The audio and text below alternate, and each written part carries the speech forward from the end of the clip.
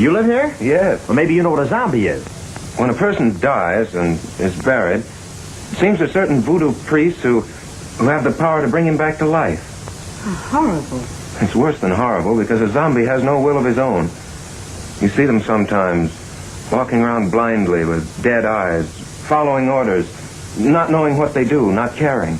You mean like Democrats? Well, good morning. You're listening to Live with Lou on KMYC 1410 AM, The Patriot. Happy Saturday.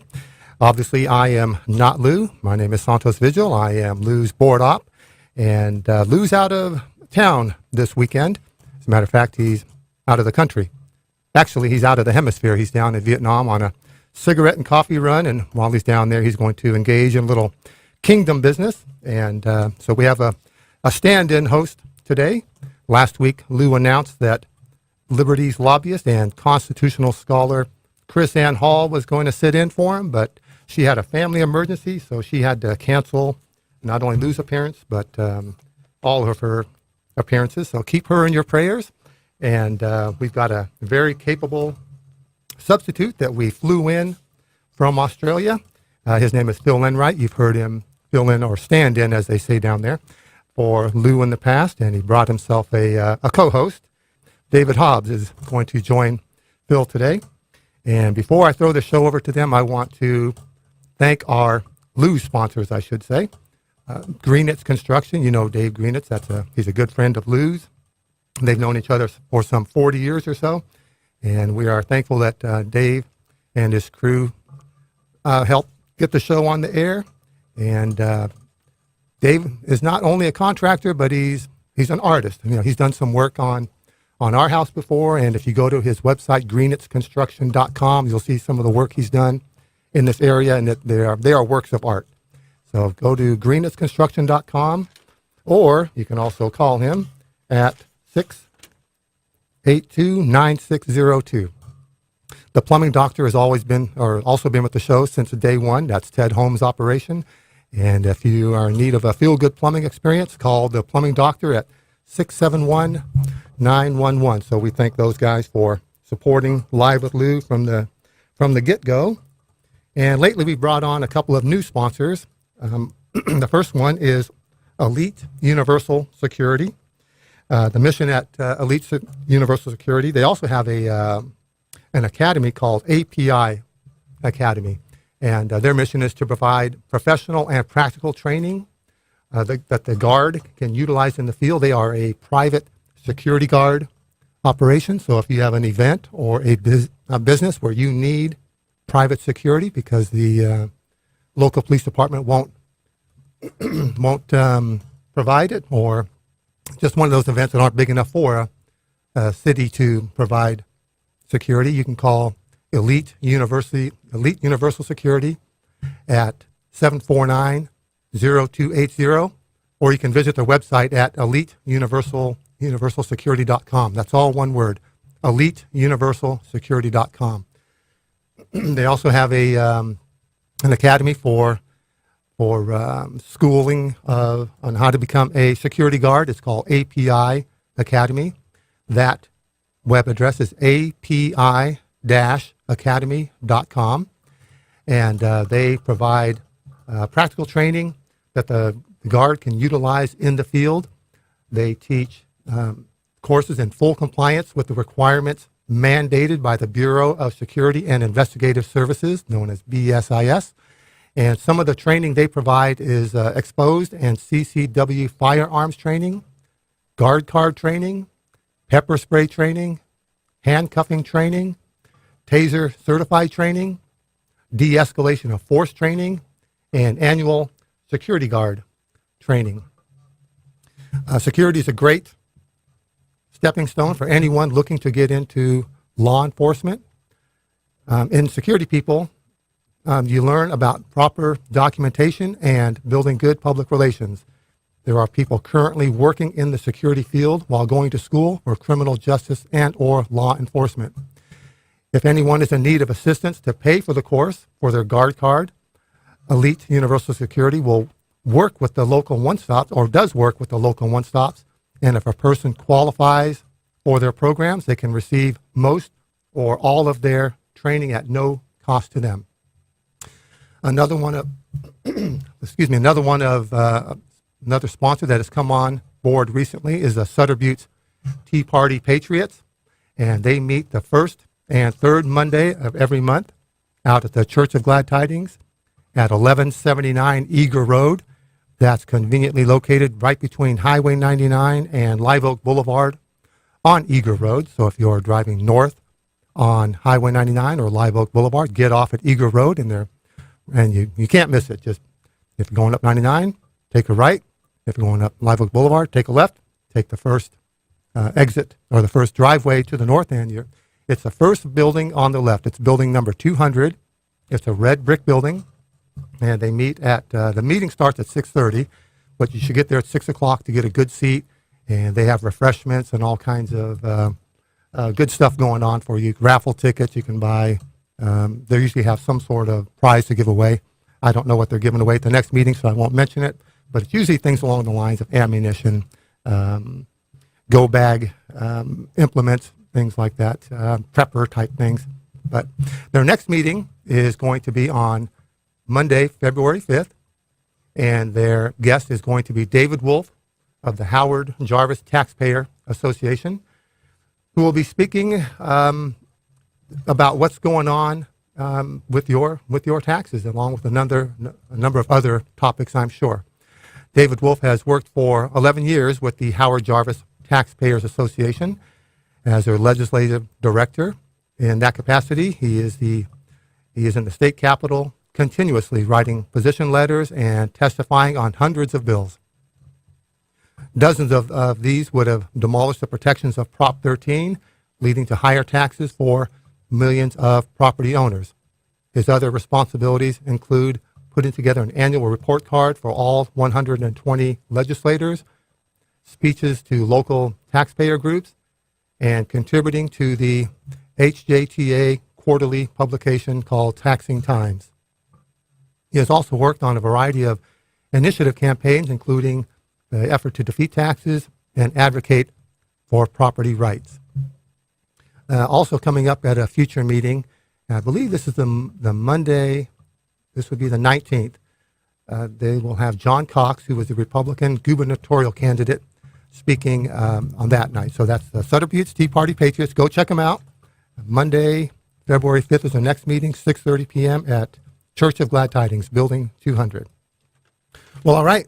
As I mentioned earlier, we have a very special guest host standing in today. We flew him all the way in from Australia, and his name is Phil Enright. So I am just going to throw it over to Phil right now. Phil, how you doing? Welcome to Live with Lou. Thanks for standing in for Lou. Santos, good morning. Thank you so much. Yes, as you mentioned, David Hobbs is here with me. It's a privilege to be here. I had no idea I was standing in for Chris Ann Hall and feel somewhat, I guess you'd say, out of my depth in the sense that Chris Ann has an extraordinary mind, has made, has made an extraordinary contribution to preserve the rights and freedoms of people in this country, and particularly in this region, in her contribution to the Jefferson movement. And I had no idea that she was who Lou had hoped for, and it's a tragedy for you, but I shall do my best.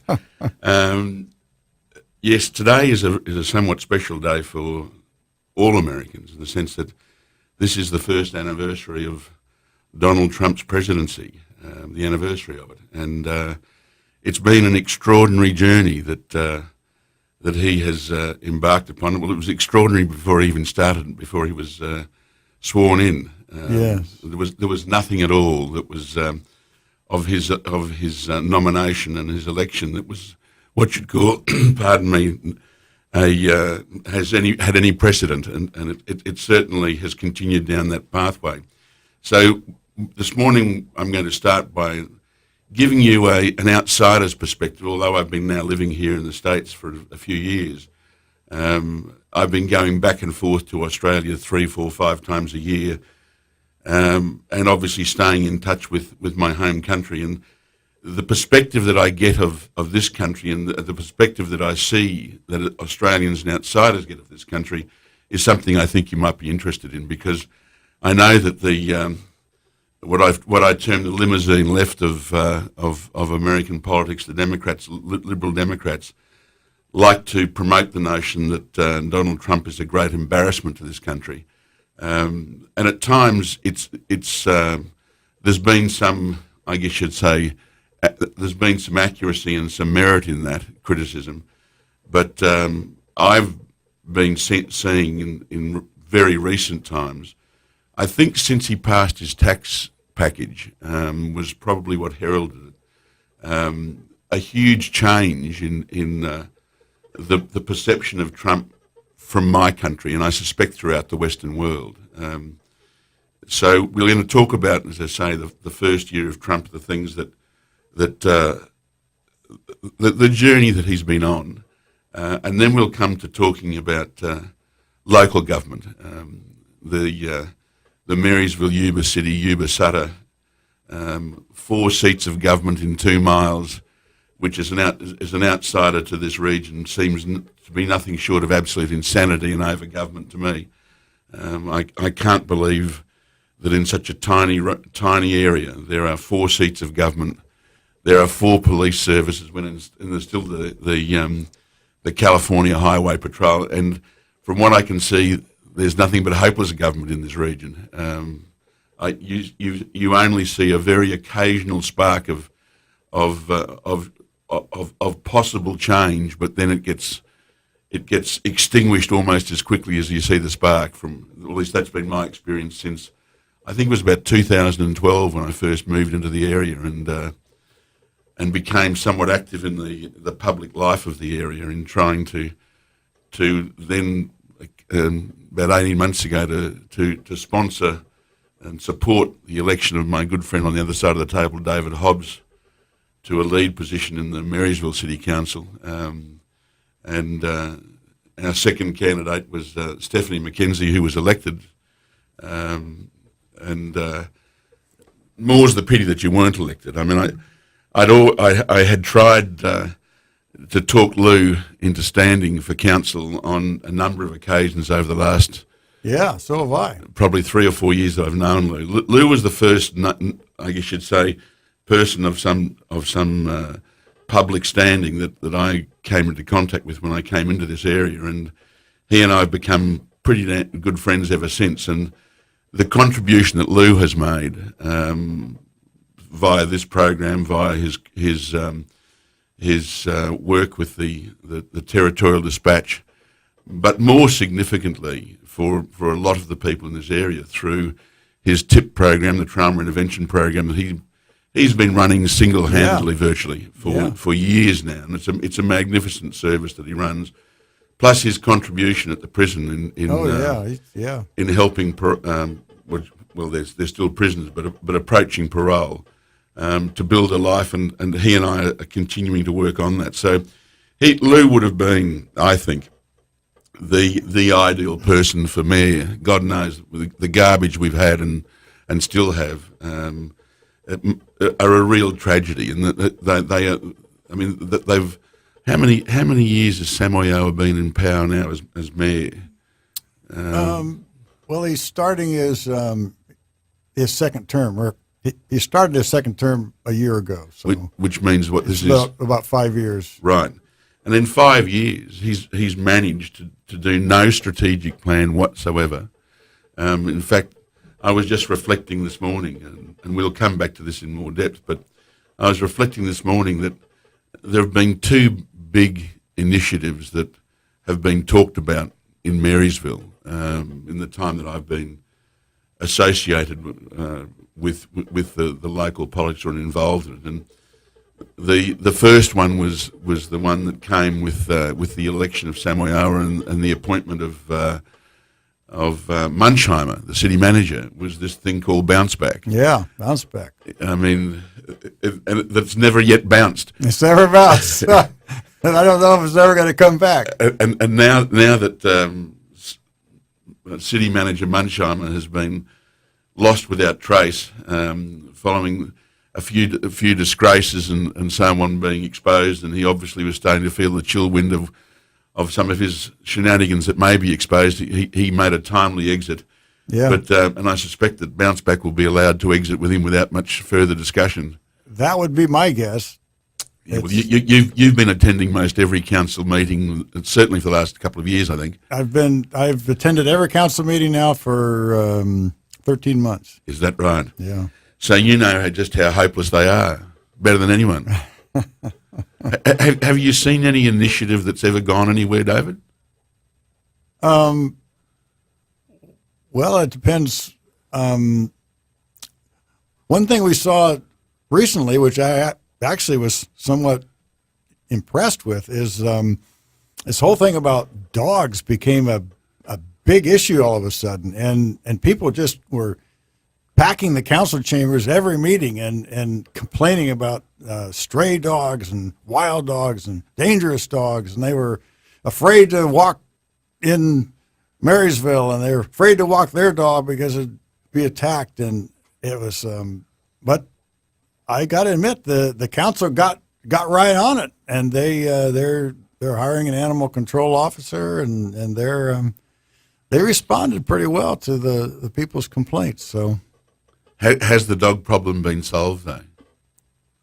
I have no idea. Well, I mean, it's just starting. They haven't even hired a person yet. Right. That's an interesting microcosm of I guess you'd say governmental behaviour, and that is that people scream about a problem, and straight away money is allocated. Yeah. Someone is appointed. Yeah. And that's regarded as being an effective response. I mean, what really concerned the one major initiative that I've seen that was commenced that was brought forward, and it was a Munchheimer initiative, and indeed after 2 attempts it became law, was the sales tax increase. Yes, that's right. And so the expenditures, the revenues, the money taken from the public has grown and grown significantly. Yes. But there's still no strategic plan of how we're going to use it and use it effectively. So there's nothing more, I guess you'd say, typical of government than a dog problem becomes their alleged solution becomes the hallmark of their success, and yet there are no jobs being created. The economics of the region that continue to deteriorate and slide, and the real issues get completely ignored, and that's to me the great tragedy of this region generally. Yes, I mean, as I say, Munchheimer has now moved out of town. There's a new. Actually, I don't think he ever was living in town. Right. Nobody seemed to know where he lived. Right. There's a new city manager. I understand. Yes. I understand she comes from Vallejo. Vallejo and a local government background there. Yeah, she was the city planner. Right. So planning director, whatever. She has experience in administration. I would put large amounts of money on her never being part of a strategic planning process, which is the most significant and important thing that this region needs and this city needs. But nonetheless, hopefully she'll be open-minded and she'll be inclined to do something of a true planning nature, not just rezoning areas, but creating a package of incentives that will encourage businesses to come to this region, yeah, and to create opportunities for the youth of this region. Yeah. rather than continue to increase sales taxes and drive businesses out of the region. Yeah, we can hope. We can but hope. We can but hope. And indeed, to your great credit, you tried, and you stood for the Marysville City Council at the last elections. And, Yeah. and as I say, very, very sadly, you didn't... Lost out by 106 votes. I think. Yeah, what an absolute tragedy. So, as I say, we're here to talk about this morning, to review the Trump first year, and reflect on where he's likely to go, but doing it from an outsider's perspective, which I think many of the listeners will find some heart in, because he's nothing like it's portrayed, or that's nothing like what it's portrayed to be by your mainstream media in this country, which I observe to be so far to the left and so unashamedly biased. It's just bizarre. An embarrassment to the country and to the journalistic profession. It is. It turned actually, it on its ear. Yeah, I mean, the reporting of politics in this country now, in my view, is a far greater embarrassment to this country than Trump has ever been. I mean, absolutely. His occasional inappropriate tweets. I mean, I shudder with the whole concept of Twitter, that people express a point of view in 140 characters, including the breaks between words, is really something that does nothing to improve the quality of democracy. No. But it's become the way, and I can understand why he uses it, because but the culture kind of started that with the soundbite. True. Which came from the news media. The soundbite, that was all they were interested in. It's just a quick thing, and then they wouldn't expound any more than that, and they left you with that. So now we've got the tweets. It's kind of the same idea.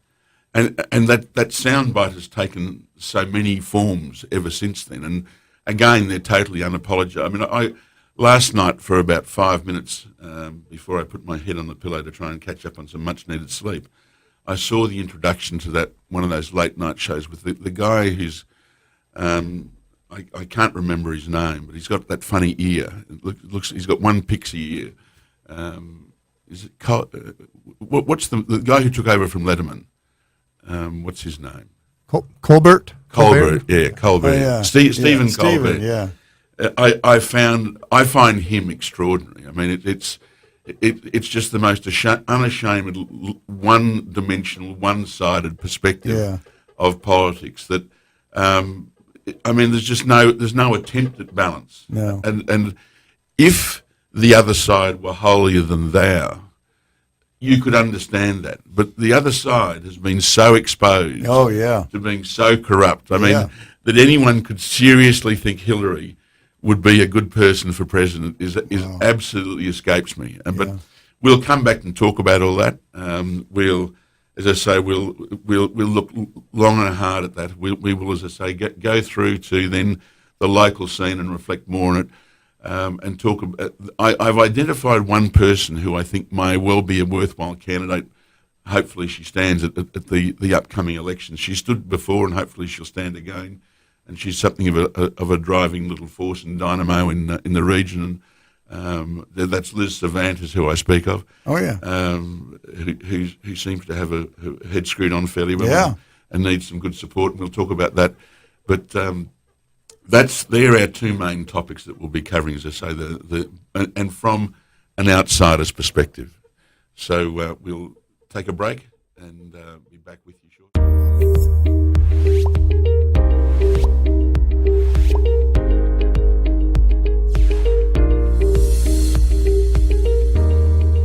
Bringing new meaning to the term first responders. Fellow community members stepping forward, volunteering their time to help others faced with what might be some of the most traumatic incidents in their lives. It's called the Trauma Intervention Program, or TIP.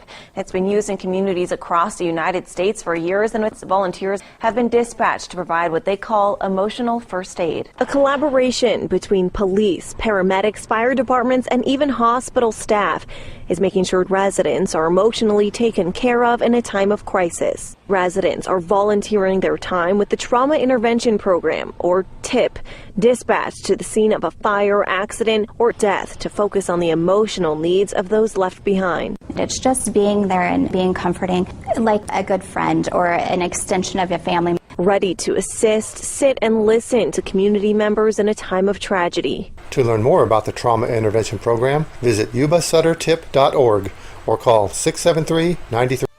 Hello, Liberty-loving patriots. This is Chrisanne Hall, Liberty's lobbyist and founder of Liberty First University. If Samuel Adams were still alive, he'd be sure to tune in to Live with Lou every Saturday from 9 a.m. to noon, right here on KMYC 1410 a.m. The Patriot. And so should you. You can also catch my show Monday through Friday on ctnlifestyle.com. Welcome back. It's good to be with you this morning. As I said, it's the first anniversary today of the Trump presidency. Something that horrified and, in fact, I think is viewed with great disbelief by those of the Liberal Democrat persuasion. Yeah. They really don't seem to have been able to accept that he's been elected, and they do their damnedest to I guess you'd say, to ridicule and to belittle and humiliate the president at every opportunity. The most recent one that I've observed, and keep in mind I've been out of the country since until only came back last Thursday afternoon.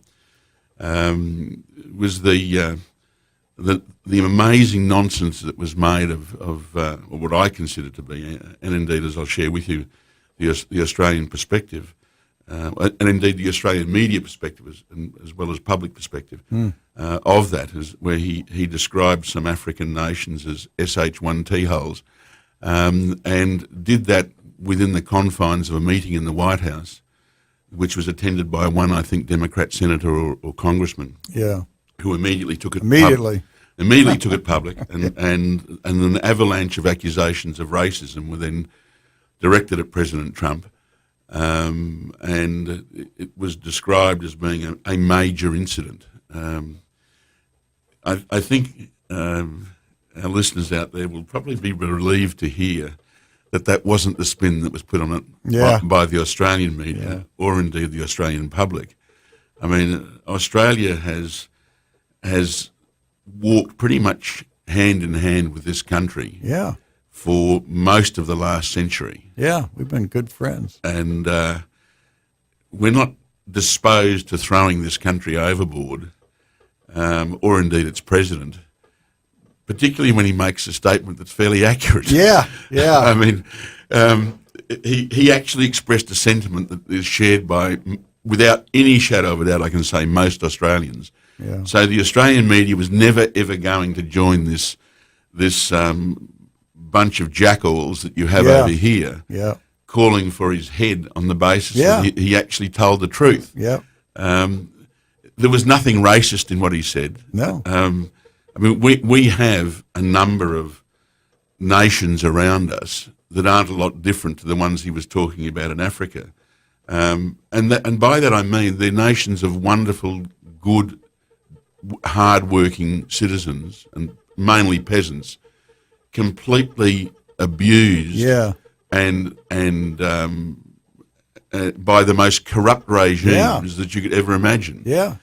The great tragedy of underdeveloped countries is most of them find themselves with leaderships that are thoroughly corrupt, amoral, that murder their people and treat their people in the most horrendous kind of fashion, making that and take all of the foreign aid, usually move it offshore into bank accounts in Switzerland or somewhere else, and next thing you know, they bought themselves wonderful multi-million-dollar apartments overlooking Central Park in New York.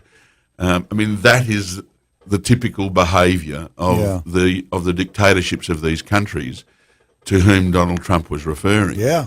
And he quite sensibly was saying, why on earth would the United States continue to put its hard-earned taxpayers' money into these SH1T hole regimes that we've all been, I guess you'd say, disturbed by literally for decades, but because of a country's the sanctity of borders, are powerless to do much about. Yeah. Now that's what Trump was, and that was what Stephen Colbert, the mainstream media in this country, and of course the Liberal Democrats, jumped onto and thought, we got a winner here. Oh yeah. Yeah, we got him now. Just like they thought they had a winner with the Russian situation, Yep. which has now been investigated for over a year, and we're yet to see any evidence thereof. So, what I'm perceiving happening in my country is, and particularly as I say, I think that, as I said before, I think that Trump getting his tax package up surprised everyone. Wow. They really thought because he'd failed. Was being portrayed of having failed so spectacularly with the healthcare package, with getting rid of Obamacare and replacing it with something worthwhile. They thought that this was going to be a lame duck presidency of no achievements. And I guess and that was certainly starting to stick with the Australian public, and the Australian media was presenting it that way, and they were joining in the, I guess you'd say, the capitalising on what I consider to be Trump's less appealing characteristics. As I say, the ill-considered tweets, the ill-considered statements that have done his presidency no good, but happily they haven't hurt his presidency. I mean, those who didn't like him still don't like him. Right. Those who did still do. And those of us who sit, I guess you'd say, in support of him, recognising his shortcomings, but also recognising that his election is probably the hope for this country. Yeah. And indeed much of the free world. Yeah, much of the free world. I mean, the perspective that we have is very similar to that which a great bulk of the public here have, and that is that politics of the left and the right establishment serve themselves. They're frightfully corrupted. Yeah. They've had their snouts in the troughs for so many decades, and Trump very, very cleverly summed all that up. Yeah. And spoke for the people and saying we need to drain the swamp. Drain the swamp. Yeah. That draining the swamp was what he recognised was in the hearts and minds of everyone. Yeah. And that's what's got him support from a whole host of people who would otherwise not have supported him, in my view. Yeah, absolutely. And he retains that support, particularly by virtue, I think, of having gotten his tax package through. Yeah. Which those who have an open mind recognise that dropping the corporate tax has significant benefits for the whole of the population. Yeah. It showed he was able to actually deliver on some important initiatives. Absolutely. Well, it was a really significant initiative. Yeah. That he it almost came out of nowhere. I mean, that's not the case. It was obviously developed over a long period of time, and a lot of work was done in Congress and the Senate and lobbying and so on to get it through. So it didn't come from nowhere, but it was kind of under the radar. Yeah, anyways. Exactly. Well said. It was under the radar, and in my country, in Australia, it has elevated his standing in people's minds that this presidency is one of hope. Yeah. I mean, Australia has gone far farther down the pathway of big government than this country. In terms of its proportion of our economy. Most Americans would be unaware that now something like 40% of the Australian economy is government. Wow.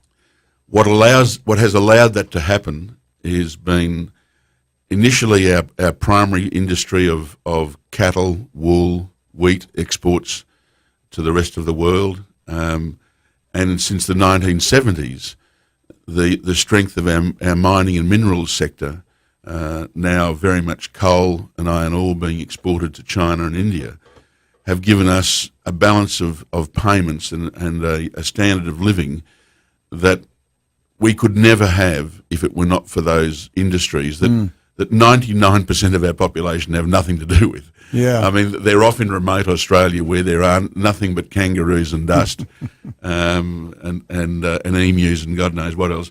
But they fund a standard of living to which we have no right or entitlement. Yeah.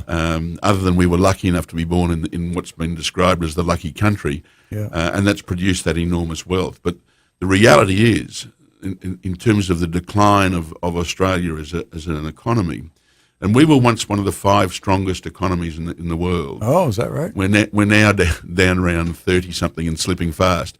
But the best, I guess you'd say, the most telling statistic I can share with the listeners in terms of our decline is that when I was just going to what you call college to university, and I went part-time doing economics, so I have a good awareness of what the Australian economy was back in that era, and I'm talking the early 70s. Manufacturing industry as a proportion of our economy was roughly the same as it was in the United States, between 34, 33, 38% in that sort of region. Okay.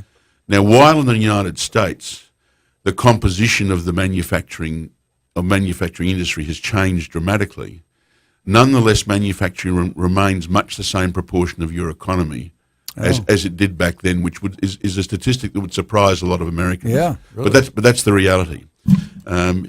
You can still buy an American-made product in almost every product category. If you want to buy a mower, there's an American mower to be bought. If you want to buy a car, there's an American car to be bought. If you want to buy electrical appliances, there are American-made electrical appliances to be bought. So your manufacturing industry, while it's changed in its composition, is still in that 34, 38% region, fluctuating back and forth. Yeah. More like 33, 34 than 38. In Australia, that figure is now less than 6%. Oh, wow. Literally less than 6%. And that has come entirely because of the contempt that government, the bureaucracy has for anything other than just a set of numbers and them keeping their snouts in the trough and keeping government growing bigger and bigger and bigger. So that's the pathway that you're... So if I wanted to buy an Australian toaster, say... You probably couldn't any longer. In fact, I'm sure you couldn't. Wow. And where some 7 or 8 years ago we had 5 motor vehicle manufacturers manufacturing in Australia or assembling in Australia, there are now none. None. Wow. In the last 2 years, Toyota, Ford, and GM have all exited the Australian manufacturing industry.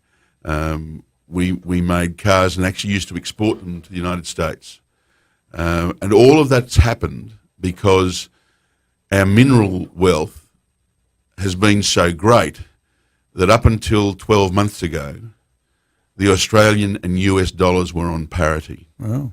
Now, a country that has manufacturing industry so small has no right to be on parity with the US economy in terms of its currency.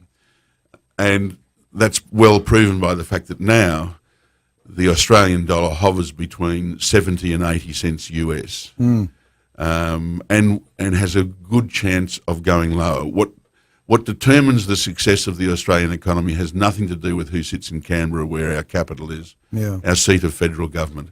It has everything to do with what's happening in the Chinese economy. Oh, wow. And if China gets a cold, we will get pneumonia. Yeah. And that is something that this country, that hasn't happened yet. I think the responsiveness of Trump to regional America, which is still a very substantial force. I mean, there is no regional Australia in terms of human beings.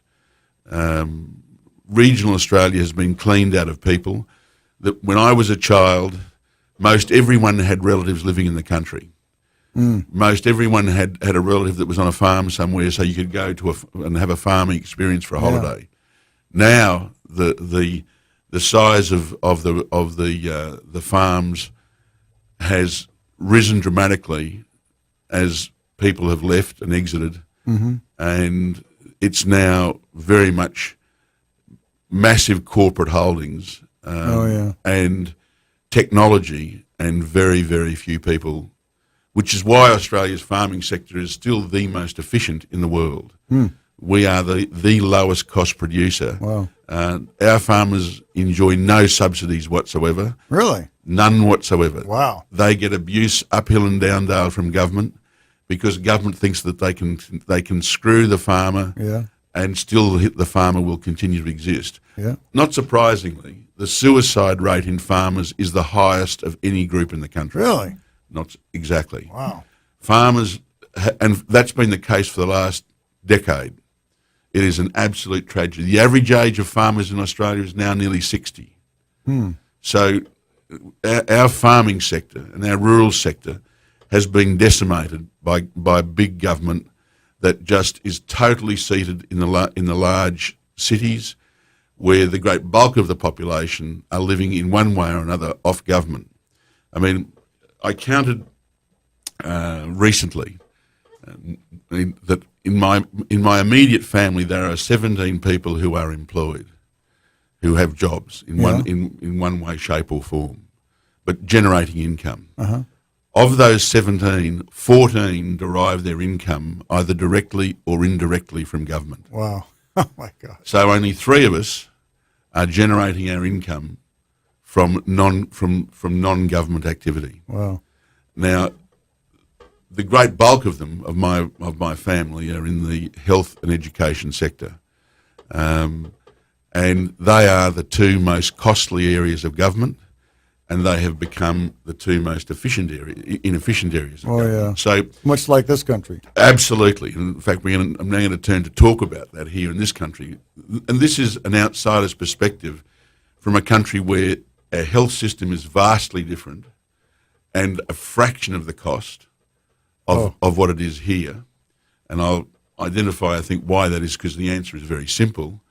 And our education sector, which is following down the same path as has the education sector here. That is to say, the education sector exists in both countries for the educators, not for the students, or indeed the students' parents. President Trump wants to overhaul and get rid of Obamacare and replace it with something. I think until he gets a clear perspective on what the real problem is, he's not going to achieve anything meaningful or significant. And the more he hangs his hat on a quick fix rather than a fundamental structural change, the more he will dig a hole for himself.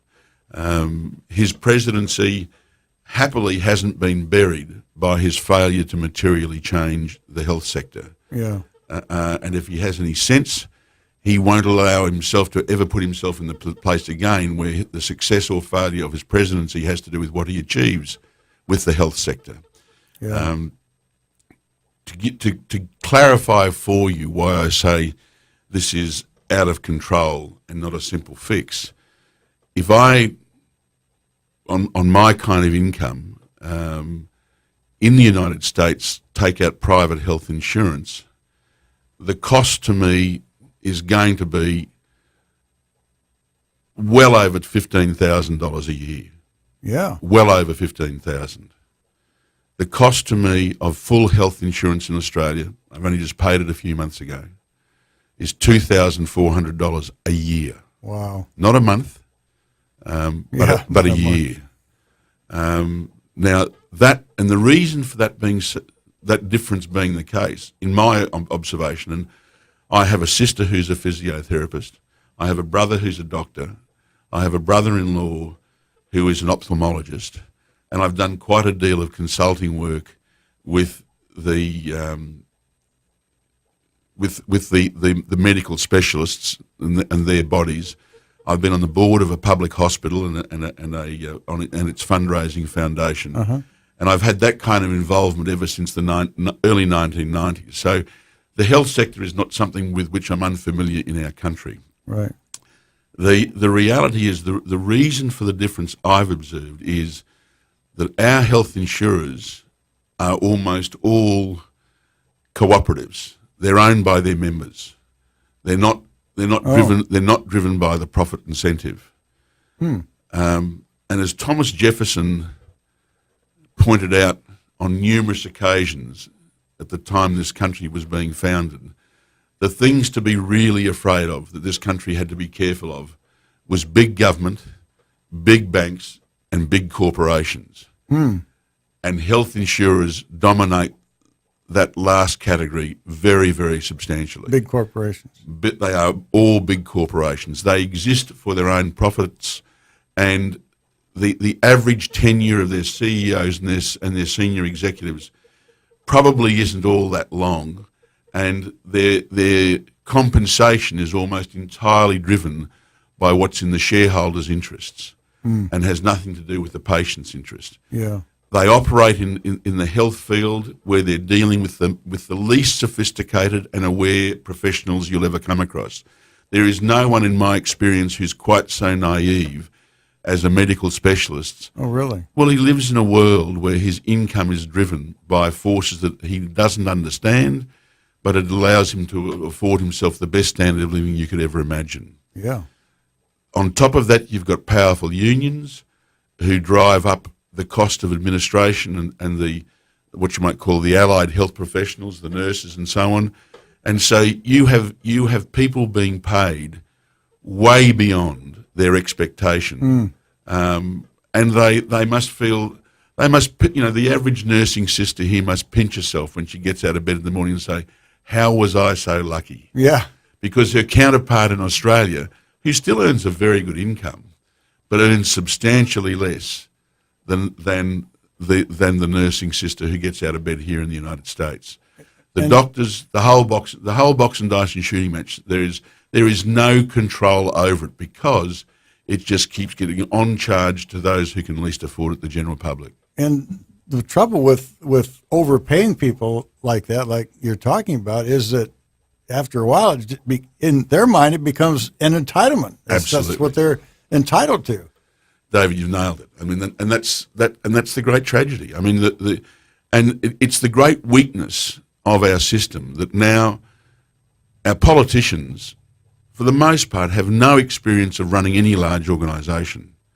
I mean, I looked at the Marysville, just to bring it back to I looked at the backgrounds of the Marysville Council. Yeah.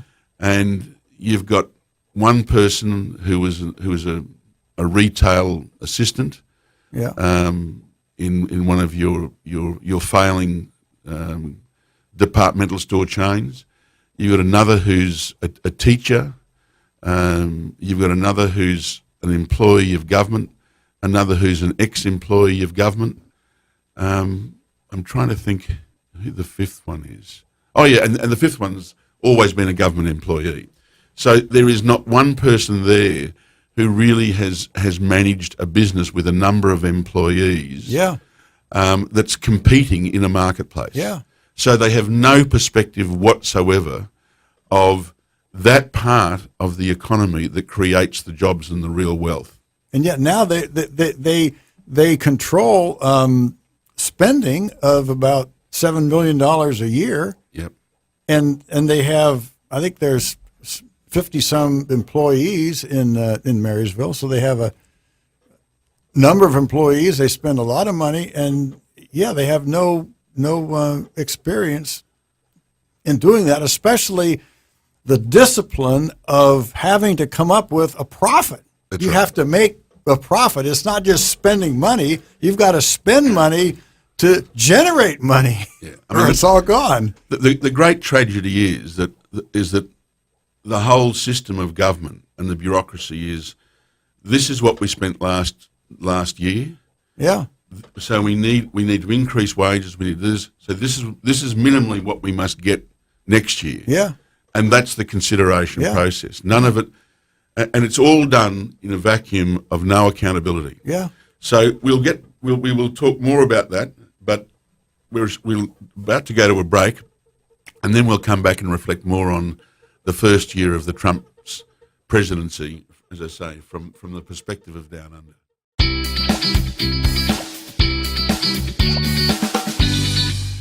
House Speaker Paul Ryan says the government didn't have to shut down. Senate Democrats shut down this government And now Senate Democrats need to open this government back up. The Republican-controlled Congress is considering a 3-week version of a short-term spending bill. Democrats have said they oppose a short-term fix. They see it as a way to stall negotiations over the Dreamers, the young immigrants brought here illegally by their parents who now face deportation. Democrats argue their opposition is not only about DACA. They're using the Dreamers as an excuse not to invest in our domestic agenda. And what have we proposed? We said we want to work with you. If you want to increase defense spending, parity means you have to increase domestic. House Minority Leader Nancy Pelosi, the White House making clear it will not negotiate on DACA until the government reopens. The White House just releasing a statement saying President Trump is receiving regular updates on the shutdown and has spoken today with the Republican leaders of both the House and Senate.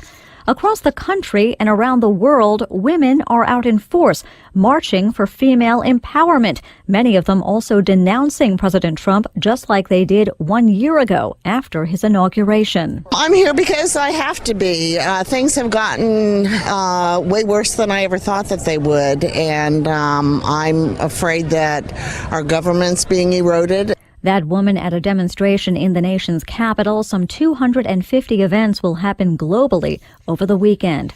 There is some breaking news out of Afghanistan's capital. Gunmen have reportedly attacked the Intercontinental Hotel in Kabul. There is no immediate word on casualties. Fox News, fair and balanced.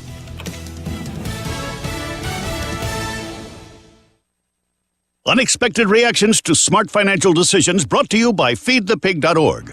Well, I finally did it. My student loan is totally paid off. I can't believe it. I can't believe it either. I paid more than the minimum each month, and soon enough, it was gone. So you're just giving up? Giving up on what? The life of luxury. Egyptian cotton, caviar Thursdays, designer everything. What are you talking about? Our plan. What happened to winning the lottery and mastering the art of the perfect mimosa? Hosting galas, wearing enough jewelry to require a bodyguard, vacationing in the French Riviera, and then buying it. I just thought maybe it was time to prepare for my future. You know, set some financial goals, make some smart investments, open a 401k. Financial goals? Investments? A 401k?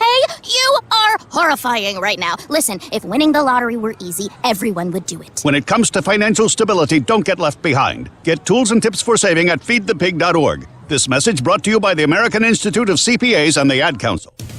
More than 3 months after a gunman opened fire on a crowd of concert-goers, police in Las Vegas still don't have a motive. Las Vegas Sheriff Joe Lombardo said he felt the need to release a preliminary report about their findings because of the public interest in the worst mass shooting in modern U.S. history. Despite a hard drive being missing from one computer, they still were able to examine some of Stephen Paddock's search history. You will see in the report Paddock's disturbing search history from his computers to include extensive search history of ballistics and SWAT tactics. They also say they found child pornography. No note was found, no link to any group or ideology. They still believe he acted alone. And the sheriff believes, despite a lack of motive, it is possible Paddock's worsening financial situation may have been a factor.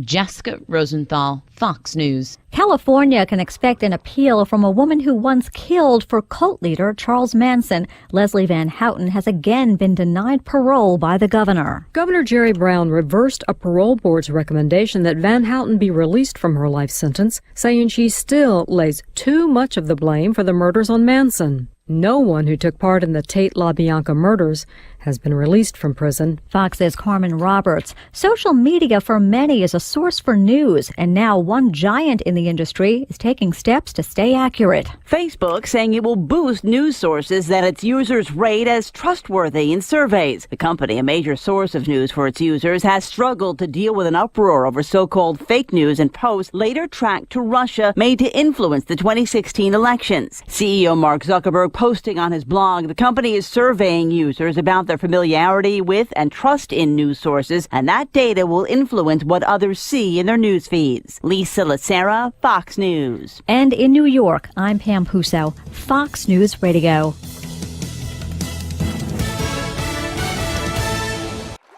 And you're back live with Lou, except it's not Lou. It's Phil Enright here from Australia, although now living here well and truly.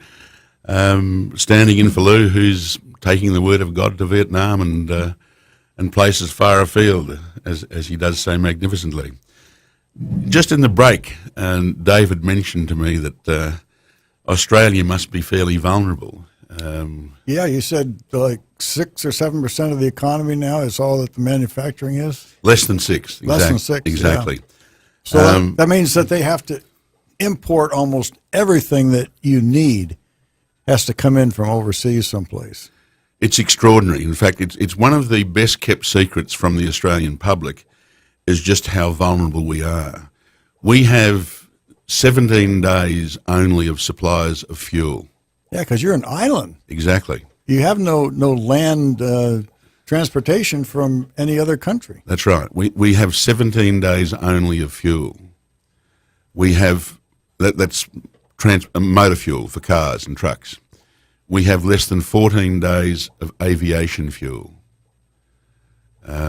We have, with many crucial medical supplies, we have less than 4 days. Oh, my heavens. So Australia is an extraordinarily vulnerable. Those statistics, both sides of politics and the media have chosen to just ignore completely. Yeah. It's amazing how they can do that. Well, it is, but that demonstrates just how the public agenda and what's important to people is completely framed by the media. Yeah, completely. Oh, and government. And the reason and they work together, hand in glove. Precisely. I mean, particularly now, I think more than ever, because the electronic media have always taken their main news material from the print media, and the print media throughout the Western world is entirely dependent upon its classified ads, which now, because of online marketing, have diminished significantly, where the most significant purchaser of classified advertising is government.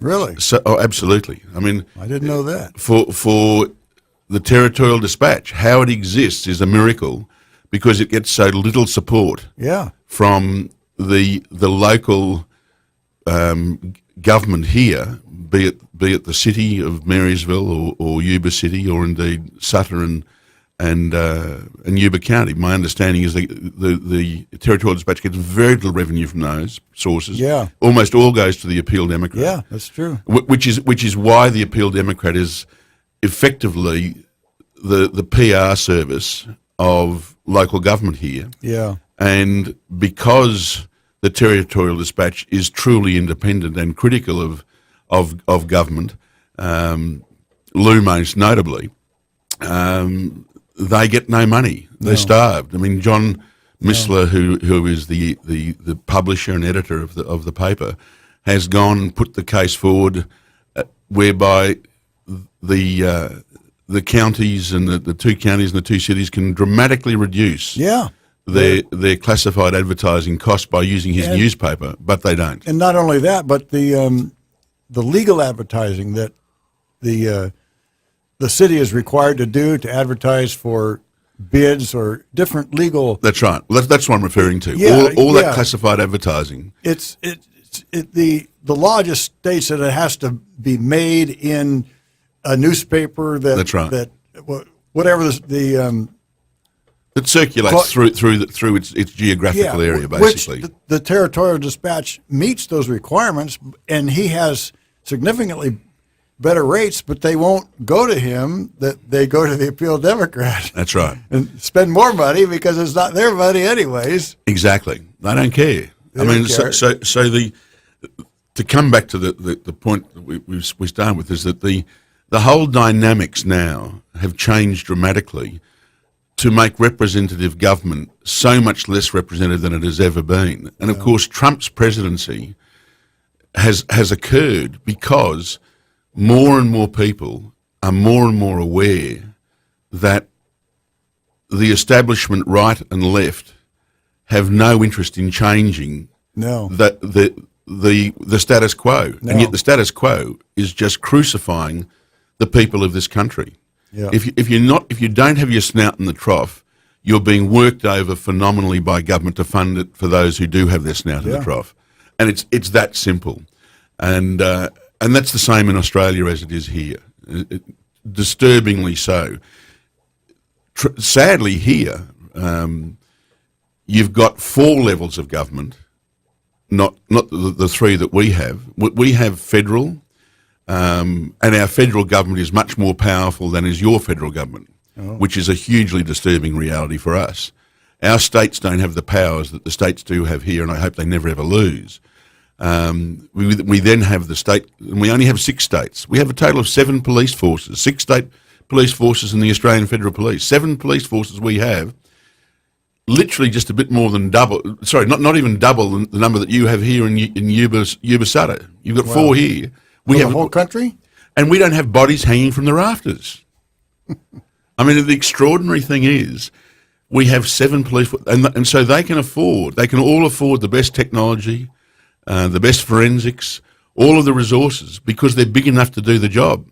Yeah. Here you've got 4 of them in the space of a 2-mile radius who no one can do the job of modern.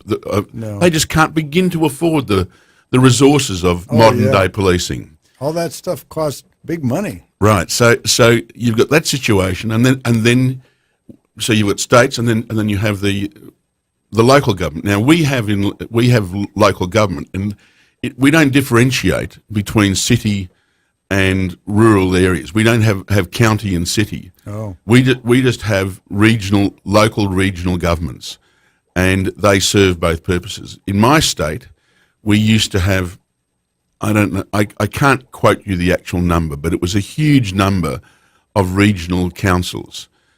About 6 or 7, maybe 8 years ago, many of them were merged together, and for instance, where I live, 3 councils became 1. Oh. And so significant productivity gains have been achieved. The quality of government hasn't gotten any better, but it hasn't gotten any worse, and it's become less costly. Well, that's good. So it's a hugely beneficial move in the right direction, but of course that decision was not made by the local councils. That decision was made by the state government of my state. Oh. They merged the councils. The councils basically attacked it uphill and down dale, arguing how there would be a phenomenal deterioration in services, how we need to have all of these councils, how it would be so much better, and so on and so forth. The bottom line is nothing got worse, nothing got better, nothing changed. And that's my point, really, about government, is that government now does so little other than take our money and go and spend it so that they can just maintain the status quo. Yeah, that's it. I mean, the status quo. Last winter we had the fairly terrifying prospect for many people in this region of the dam going. Yeah. And we've had exposure of the fact that the dam wasn't being maintained at all adequately. Nothing gets maintained adequately. Yeah. So what you've got is, as I say, whether it's Republicans in power or whether it's Liberal Democrats in power, the bottom line is government's performance doesn't really change. No. Government just gets bigger. I mean, I went along to a Republican gathering. I've never been to a Liberal Democrat gathering in this country. Although I was in my youth, I was hugely impressed. In fact, first became really switched on to politics in this country by JFK. Yeah.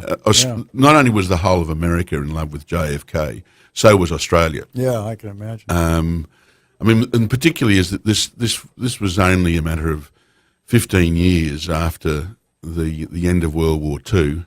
JFK had fought in the Pacific in World War II. Yeah. PT 109. That's it. Yeah, and of course there's been the Korean War. So the ties between the two countries were incredibly strong. Yeah, I mean, they were. A lot of you probably wouldn't be aware, but the headquarters for the Pacific War were in Brisbane, which is my hometown. MacArthur's head office was basically in Brisbane. Wow. And it's where he led the war effort in the Pacific from was MacArthur Chambers, which is an historic, not surprising building nationally listed in Australia. So there's all of that sort of history and affinity. So there's that strong bond between the countries, and indeed awareness politically. So when JFK was assassinated in '63, almost every Australian who's 10 years of age or older, and I was 11, knows where they were, what they were doing when they heard that JFK. I can remember where I was. Yeah, exactly. There are few events we can remember with such clarity in our lives, but that's certainly one. So my awareness of American, and if you look at what JFK stood for, I mean, if you read what he said, he was a great admirer of Jefferson. He famously made that statement that to a group, I think, of Nobel Prize winners, where he said, "Tonight we have here the greatest gathering of intelligence that's ever been assembled in the White House, except for when Thomas Jefferson dined alone." I remember that. That was clever. It was brilliant, and it captured so much of what this nation feels. If you read what Thomas Jefferson said, his awareness of big government and the establishment and its dangers, and its self-serving hostility towards the populace, that's what we now experience. As I say, I went to a Republican gathering here in, I think it was in Marysville. In fact, you were, I think, with me, and we there was a guest speaker there from one of the assemblyman's offices or whatever. You're talking about the Central Committee meeting, right? Yeah. Okay. Yeah, I was there. And this guest speaker, who I think has become something of a driving force in the local Republican Party since, made two extraordinary, what to me were extraordinary statements. One was that he didn't care who got elected as long as they were Republican. It didn't really matter as long as they just followed the Republican agenda. And then the second statement he made, which was I found as horrific, was he lambasted Lou Binninger as being a thoroughly dishonest, divisive, untrustworthy human being. Yeah. Now, if there's one thing Lou Binninger, in my experience, which is now some 4 or so years, is that there is no way known that man does anything very much for himself in life. No. Other than the great satisfaction he gets of serving others. Yeah. He gets obviously enormous but there's nothing that he does the satisfaction he gets from what he does is really the only thing he takes from all of what he does. Yeah. And he obviously, it enriches him enormously as a human being. Yeah. But to accuse him of those things is just laughable in the extreme. Yeah. He I know, endeavours to check his sources before he takes anyone to task as best he can. Yeah. And he avoids just copying and putting out material without checking it. Right. I mean, I've handled two political parties in Australia. We have two political parties that are of the Conservative side. One is called the Liberal Party, and the other one's called the National Party, which used to be the Country Party. In my state, they've merged together to form the Liberal National Party, and the other side, that is the equivalent of your Liberal Democrats, is called the Labor Party. So they're our two sides of politics. I've worked on the right side, and in that experience, I saw the same things happening there that I see happening here. I was told, I'll never forget, on one occasion by a prominent, in fact, he was the executive director of one of the two Conservative parties, that the then premier in power in our state, which is the equivalent of your governor, and from the left side, had a love child with one of our leading journalists, and that this story was doing the rounds in the same way that these things are being manufactured about Trump. Oh yeah. That he's guilty of all manner of crimes. I mean, Yeah. none of us have lived spotless lives. No. We've all got things that we would prefer we hadn't done in our life, and I'm sure Trump is no exception. But Right. this was what, as I say, happened back there, and this was in the 1980s that it happened, and it goes on all the time, as indeed is happening here. That the politics of the person and that happen out of the establishment to maintain the establishment's position reign supreme.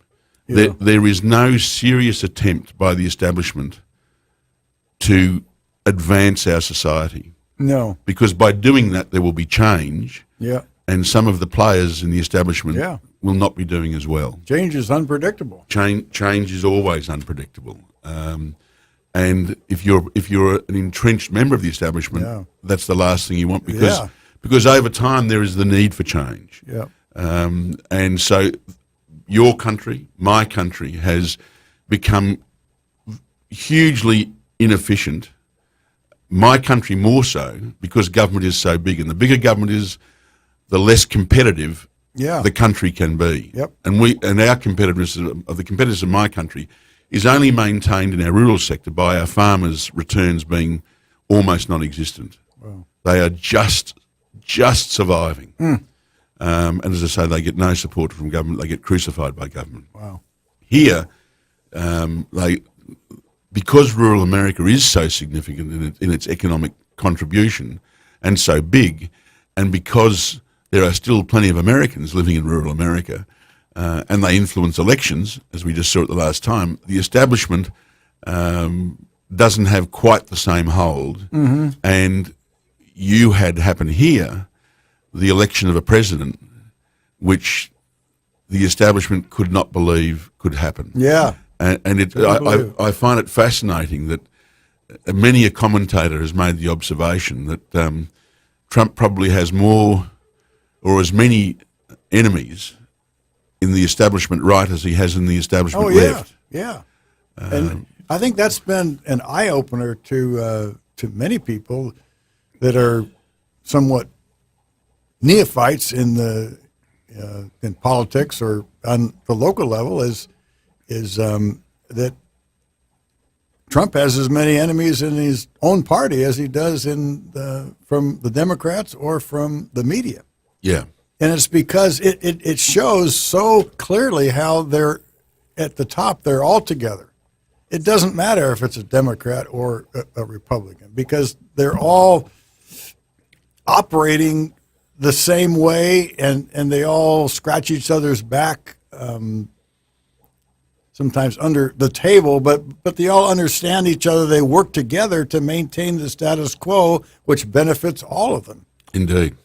I mean, the Washington swamp, Yeah. and indeed the national swamp, National swamp. is terrifying in its dimension. Yeah. And the grip it has. I mean, it is a tribute to Trump, I think, that he's been able to get this tax package through. Yeah. As you say, it was, as you said before, it was very much under the radar. I think it will generate phenomenal revenue for the government. Yeah. And I think it could very likely to have the impact that Reagan's changes had. Yeah. The thing that I sincerely hope Trump doesn't lose sight of, and I suspect he won't, because he seems to be there's method in his madness. Yes, I guess is how I would sum it up. He seems to be keeping everyone off balance, and through that process of the last year, as I say, as an outsider, as an observer, it seems to me that guys like Paul Ryan, who at times were openly hostile to him, are now starting to recognise that maybe he's their best chance of survival. Yeah. Absolutely. So it's a fascinating shift that's happened. Yeah. That seems to have taken place, as I say, with Trump getting up on his tax package, and certainly one of the rules of negotiation is to never really let your opposition appreciate who you are and understand you. Keep them off balance. Yeah. That certainly is an outcome that Trump achieves. Yeah. In the way in which he goes about doing things. Yeah. And from where I come from, that's starting to be appreciated. Yeah. The Liberal Democrat media forces against Trump for the first, or for prior to his election, at least the first 6 to 8 months, were having the same effect on the Australian public's view of Trump as it was reported to be having, but in fact, as it turns out, wasn't happening on his support in the United States, in the sense that it was being reported that he was losing support. Yeah. and he hasn't lost any support of his core base, which is about 35-40% of the population, depending on which survey you read. But in Australia, certainly his image was suffering, and his presidency was starting to look fairly disreputable. Yeah, and that isn't an overstatement. Yeah, I guess the anxiety in Australia of the North Korean situation, is significantly higher than it is here. How do they feel about Kim Jong Un well, and his threat? Well, there's enormous concern in Australia about Kim Jong Un and his threat, because he's showing a capacity to launch missiles and to have them travel a hell of a long way from his country. Yeah. And a rudimentary nuclear device, no matter where it lands, is going to cause a lot of damage. Oh, yeah. And radiation fallout and all those sorts of things. So because Australia is incredibly soft with such a large government, and I mean that very sincerely, we have become very soft as our government has grown and as our government has said, you needn't worry about this, we'll keep you safe, just pay more taxes and you'll be safe. Yeah. I mean, which is the same catch cry that's I think the Australian politicians and media learned it from the Liberal Democrats and media over here. Yeah. I'm staggered by this notion that just pay more taxes and you'll be kept safe. Yeah. It's laughable in the extreme. Yeah. I mean, the only thing that keeps you safe is the way you use your brain, and if you don't use that, you're in deep strife. We're about to have a break, and we'll come back to this subject. It's great to be with you. I'm sure you'd prefer to have Lou here. I would, or indeed Chris Ann Hall, which would have been terrific. But you're going to have to suffer myself you're stuck with us. You're stuck with us for another hour and a half. We look forward to being with you. Thanks very much. See you.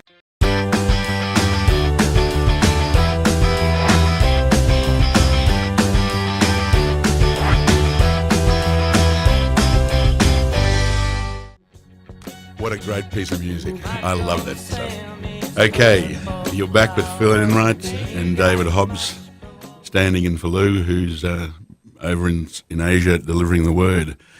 We were talking about the impact of Kim Jong-un and North Korea on my country, on Australia. And as I was saying, he's of very great concern, huge concern. But how do they feel? Do they feel less concerned knowing that Trump is in office than they did, say, when Obama was the president? I don't think Australians have made that comparison as yet, and they probably never will, because Obama has basically gone from the consciousness of Australians. I mean, he was a singularly unimpressive president from our perspective. There was no, I mean, he talked the talk like every politician. And Australians are very, very acutely aware of BS from politicians. Oh, really? Okay. Oh, yeah. Much more so than, say, Americans? I think rural America is acutely aware, which is, I mean, whereas the great problem you have in this country and indeed in Australia is that there are now so many people living in large cities who live off government. Yeah. They don't want to be aware of the reality because they've got their snout in some trough or another, or they're getting some benefit that if there is a change, they might lose that. Yeah. And so while they're not living well, they think they're going to be more disadvantaged by the other side because the other side doesn't hand out money like an octopus with 8 arms to throw it around. But coming back to North Korea, as I say, that there is a really genuine concern about this guy and what he's doing, and the fact that we are a hell of a lot closer to him as a target, and probably, I mean, so is Japan. Oh, yeah. So is South Korea. Yeah. But they're so close, and this is probably the thought going through a lot of Australians' minds, is they're so close as to suffer radiation fallout. Should he launch against them? But we're far enough away, but within reach, to have an impact on a significant reasonable profile country. I mean, Australia doesn't have the profile internationally it once did have. No. But we are very firmly, I think it'd be hard to say whether the United Kingdom or Australia is more closely aligned with the United States. Certainly, we are, I think, the two countries that are most closely aligned with the United States, and up until the Obama administration, we certainly, Australia would have been much more closely aligned with the United States than any other country. I mean, there was, I don't know how many Americans are aware, but when one of the most significant events in recent history took place in the terrorist bombing of the towers and the Pentagon, or attacks on those three buildings, our Prime Minister was sitting down with George Bush at that very moment that happened. Oh, really? And there had always been. I thought he was in a school in Florida reading them. My understanding is that was pretty much the case. No, you're right. He was in Florida. It must have been around the day before or day after or whatever. But they were meeting in fairly intense discussions, and there was a very close alignment between George Bush and John Howard, the Australian Prime Minister. So much so that after those events, a special class of visa was struck, which is the visa that I'm here on, which is an E3, really? Which is an E3 visa, and only 10,000 of them are made available to Americans and Australians to go back and forth between the countries to work and make special contributions. If you have special expertise that is helpful to the other's country or a company in the other's country, it's a fairly straightforward process and quick process. I can speak from experience. Wow. I mean, I'm here working with the Church of Glad Tidings on trying to help the economy in this area. Yeah. And as I say, it's a very straightforward process, both getting it, and you can basically renew it every 2 years, almost automatically. I mean, the processes, because governments involved, aren't smooth, but they are comparatively quick, relatively quick. Yeah.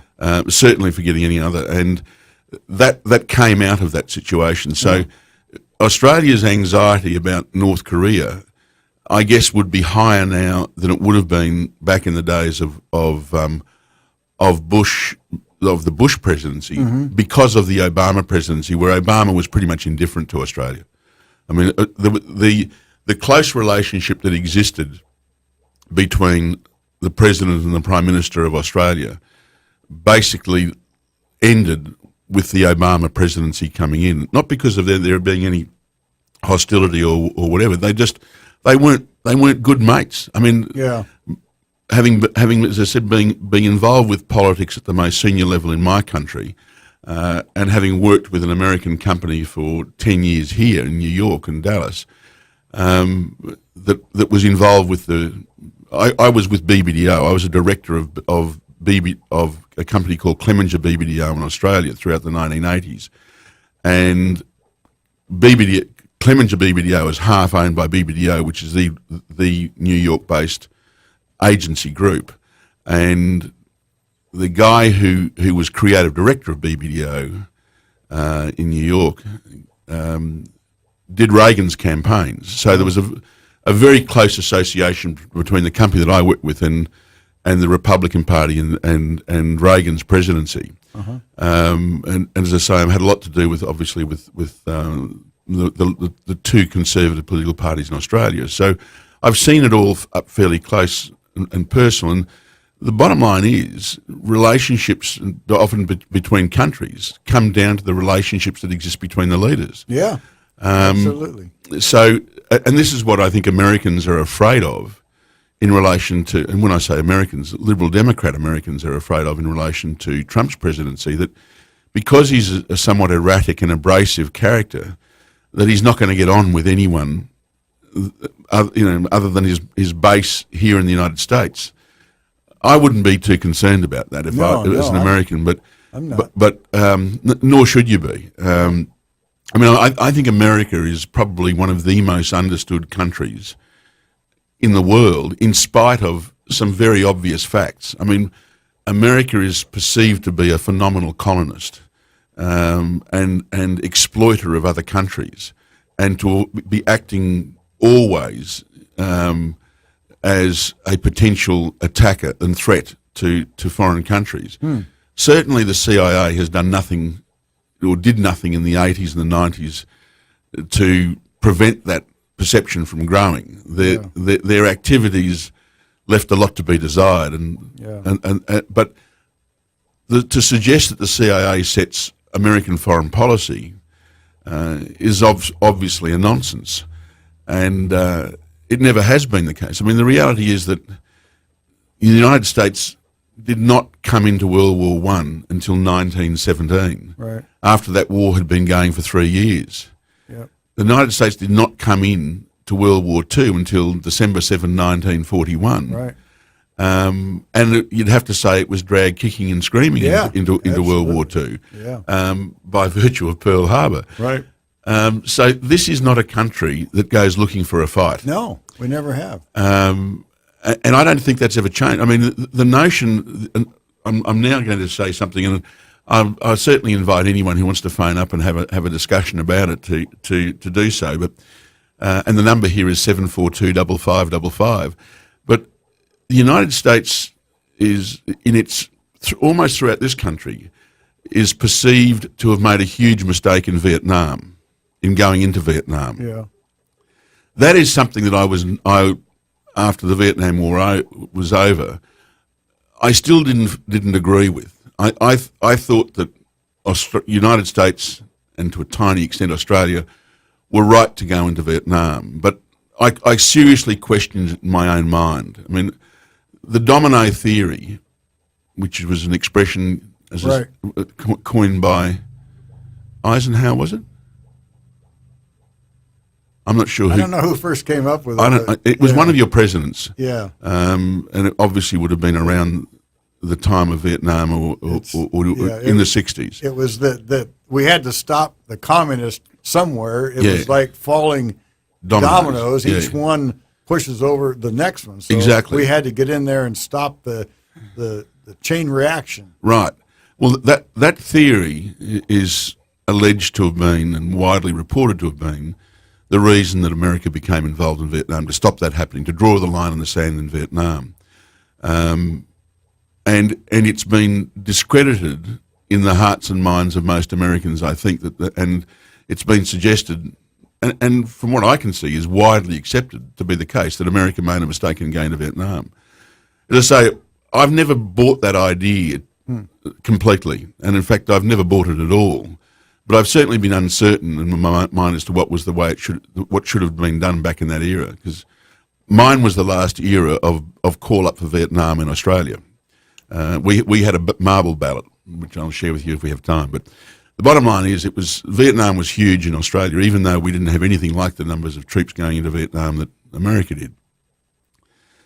I've since, by virtue of soon being to marry an American Chinese lady who lived in the People's Republic of China until she was 29 years of age, and only came to the United States in the early 90s. Her father, who's still alive today and whom I've met and had discussions with because he speaks English, was a major in Mao's Red Army, in the Revolutionary Army. I mean, he was involved in the war against Chiang Kai-shek. So his history goes back that far. Wow. Her mother was an administrator in an army hospital at that time. Her father is 94 years of age, and the mother is 87 years of age. And I've discussed the Chinese expansionism and militarism extensively with him. And of course, I've now been to China, and I know a lot of Chinese people who are born and bred and raised in China. So I have a good, I think, appreciation of the Chinese culture, and I'll share a few observations I've made with you. First and foremost is that he said to me unequivocally that the domino theory wasn't a theory. That was what China was all about. Yeah. It was about the expansion of communism and power of China down into Asia, country by country. I mean, you Absolutely. can look at the history of it, and it's there. So there was no doubt.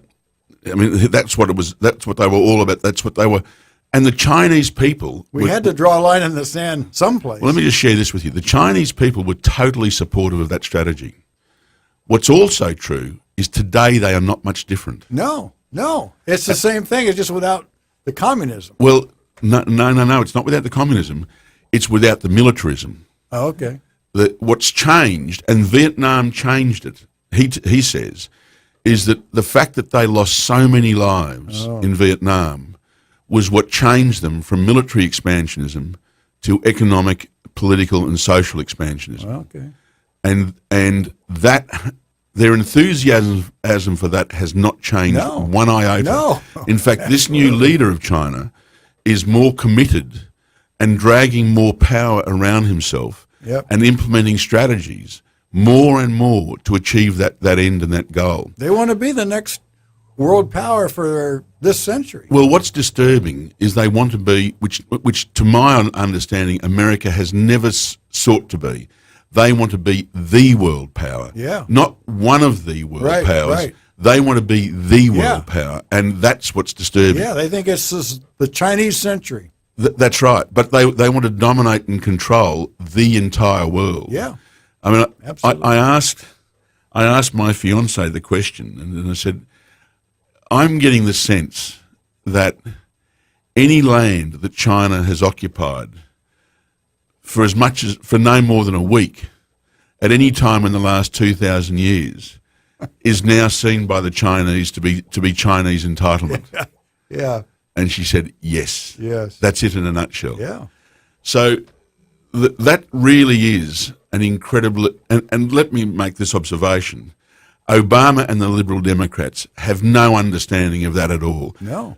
My view is that certainly from that Australia, the United States have no real appreciation of the Chinese culture, even though there are so many Chinese living in the United States and going back and forth and owning property here and so on and so forth. It's a really interesting phenomenon. I mean, they are an intensely complex people. Wow. The thing that I really love about their culture is family is so important. Oh. And family, through communism, in spite of communism, the family has remained the most incredibly powerful force in their society. Oh yeah, the family is still very, very strong. Wow. And young people, while nowhere near as respectful of their elders as they were, they still are somewhat respectful. Whereas in the West, my generation, the baby boomers, have basically abdicated decision-making to their so-called brilliant children, which is the biggest load of garbage I've ever come across in my life. I mean, never before have generations been so retarded in development as the millennials and Gen X and Y. Yeah. And they've been retarded entirely by their parents, our baby boomer generation, who have cotton-balled them, who have basically removed from their lives as much as they can all the experiences that challenge you and grow you as an individual. The baby boomers have done their best to prevent their children having to experience. So their children's development has been hugely retarded. Yeah. Their expectations created ridiculously beyond what's capable of being delivered. Yeah. And so their ability to adjust is nothing like what in fact it has been of previous generations. I fear for the turmoil that is ahead as we ultimately will have to go through the monumental change that large government has now resisted for decades. Yep. The transitions will be hugely painful. Yes. I suspect we're going to have really, times of extraordinary turmoil. Well, it seems like, from my vantage point, the university campuses throughout this country fosters this culture that's extremely unrealistic as far as the rest of society goes, and they're coddling the students. They can't hear anything that they might disagree with, because that just throws them into a turmoil. And it's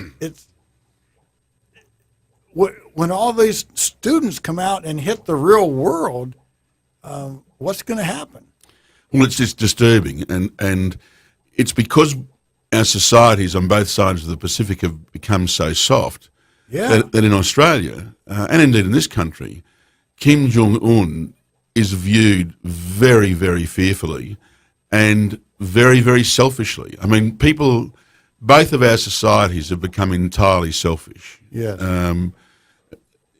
There is no significant Christian influence left in Australia. Really? Much to the chagrin of most Liberal Democrats, it's still very strong in the United States. Yes, it is. But in Australia, it's all but been dismantled. So the churches down there are weak, non-existent? Well, no, they still have buildings, and they still have archbishops and things, but their influence on the society is almost non-existent, if not non-existent. Well, they've done a phenomenal job of protecting the pedophiles amongst their ranks. Really? Oh, absolutely. I mean, the Anglican Church, which is what I was christened into, the Catholic Church, the two big establishment churches have been enormously guilty of protecting pedophiles. In fact, the head of the Catholic Church in Australia is now in court, being tried for crimes, literally crimes, of protecting pedophiles and failing to fulfil his obligations. The head of the church. The head of the Catholic Church in Australia, who was, until he was recalled to Australia to face these criminal charges, who was the treasurer in the Vatican. Oh my gosh. So, long before this happened, their influence had been greatly weakened. I mean, what you must remember is that Australia was a country founded by the British, right, to transport their criminals to they ran out of space in hulks on the Thames River to lock up. So they were transferred. Send them around the world. Halfway around the world. Well, that's right, to the other side of the world. So our society had a very much, in fact, the policing force that was established, which became known as the New South Wales Rum Corps, has been argued to have been the most corrupt police force ever in the history of mankind. Oh my gosh. And of course, the other half of the population were the prisoners and the criminals, who many argue quite reasonably were probably not as corrupt and dishonest as was the actual policing force. Because people were transported to Australia for stealing a loaf of bread. So they were just, their crime was that they were incredibly poor and got caught stealing to survive. Yeah. So whereas the history of the United States is one of being founded on people who escaped countries seeking religious and economic and social freedom and liberty. Right. And you have, without doubt, enjoyed, since its inception, the most wonderful constitution protecting the rights of individuals to seek that kind of a life. What a miracle that Constitution has been. Well, it is. I mean, the Australian Constitution you wouldn't walk across the road to defend, let alone risk your life for. And the reason being, the entire Australian Constitution is almost devoted to the splitting up of powers between the states and federal government. And there is no Bill of Rights or any rights for an Australian citizen within its constitution. Huh. So there isn't the affinity for the country in the hearts of minds of Australians that I've always observed to be very strong in the hearts and minds of most Americans that I've met. And I've been coming here since 1978. I've been working in the United States for a lot of my life, mainly in New York, but in the last 5 years here on the West Coast in Uvasata. And I still see that this country is by far and away the best country in the world. Wow. Because of the drive that created your country. Yeah. And because of the founding fathers. Yeah. And there's no doubt in my mind that Jefferson and the founding fathers were inspired by God. Yeah. In delivering this Constitution to your country. And much as the Liberal Democrats literally try to rewrite the Constitution of this country, I mean, the Fourth Amendment, the right to bear, I about a year ago it was, I think. Arms? Right to bear arms, yeah. Oh, Second Amendment. Second Amendment, sorry. I saw on CBS morning television, there are two female commentators on that. One of them is Oprah's friend, Gayle King, and the other one I think is called Nora someone. And there used to be Charlie Rose before he got convicted, or not convicted, charged with misbehaving.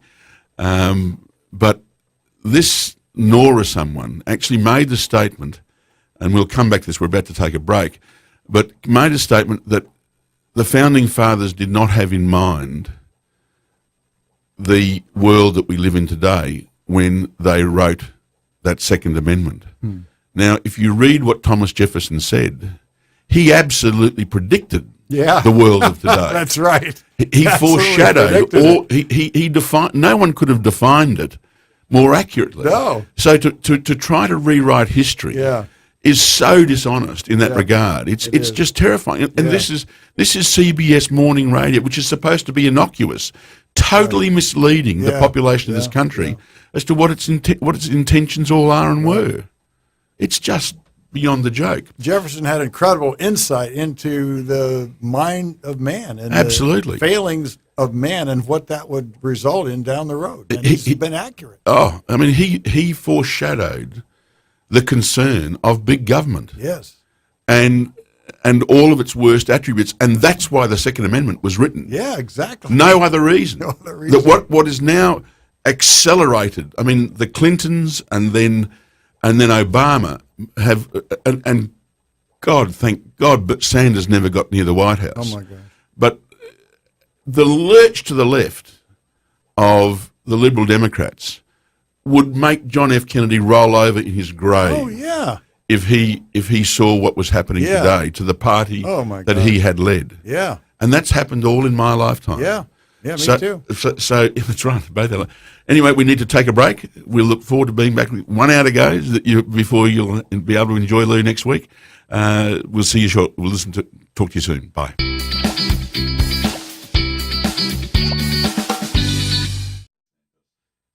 That's the song that gets played in Australia every September, time and time and time again.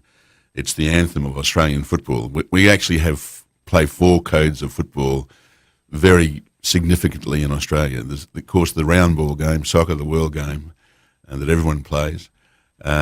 We then have 2 forms of rugby which originated in the United Kingdom in England, rugby league and rugby union, some of which has been played over. Rugby union gets played, in fact, in the States here quite a bit, around Sacramento. And then there's Australian football, which is pretty much only played in Australia. And it's a game that's unlike any of the others. But it's an incredibly spectacular game because it's all about kicking and marking the ball. And over here, many of your kickers that you basically call upon when you've gone as far forward as you can with rushes, many of those guys are we're Australian footballers who come over here and play professional football, not just Jared Hayne for the 49ers, who was a receiver. But it's an incredibly spectacular game. If you ever get a chance to see it on the internet or cable around September, you want to take a look at it. It's well worthwhile. And it's, football is so important in the life of the everyday guy. And in fact, what's interesting to me as an Australian again, that spends so much time in this country, is how the left have completely misread the importance of football and who that audience is, completely and utterly. This taking a knee thing that's seen American football suffer because of the complete misreading of the bureaucracy of football and many of the owners, to allowing this thing to get so out of hand, to be so disrespectful to this country. I mean, it's in the news break we heard the story of the coverage briefly of the withholding of supply, and maybe they might get it. It's now being withheld federally, and they're trying to get it through to February the 8th, and the whole reason for that is that the Liberal Democrats basically have failed to acknowledge that they don't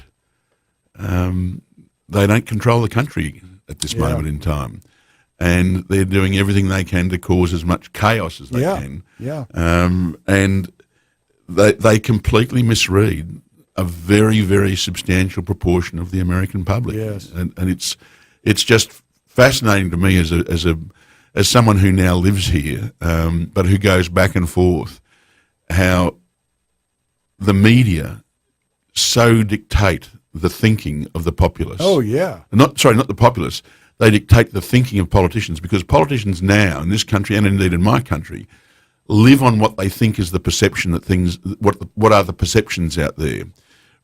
And what's right and wrong in the best interests of the country now is almost inconsequential. Yeah. It's all about the polls today and the polls tomorrow, and is Trump rising or falling in popularity, and they're reporting. They've given up researching hardly anything. Yeah. I mean, if they researched anything, there was no way known they would be suggesting that the Second Amendment is now out of date. Yeah.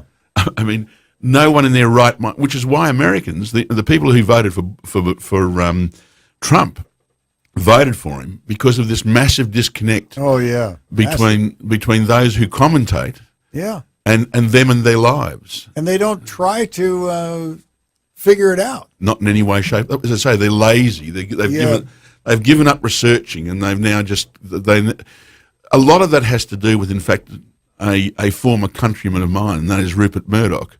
Rupert Murdoch is probably the most powerful influence that changed the direction of media globally.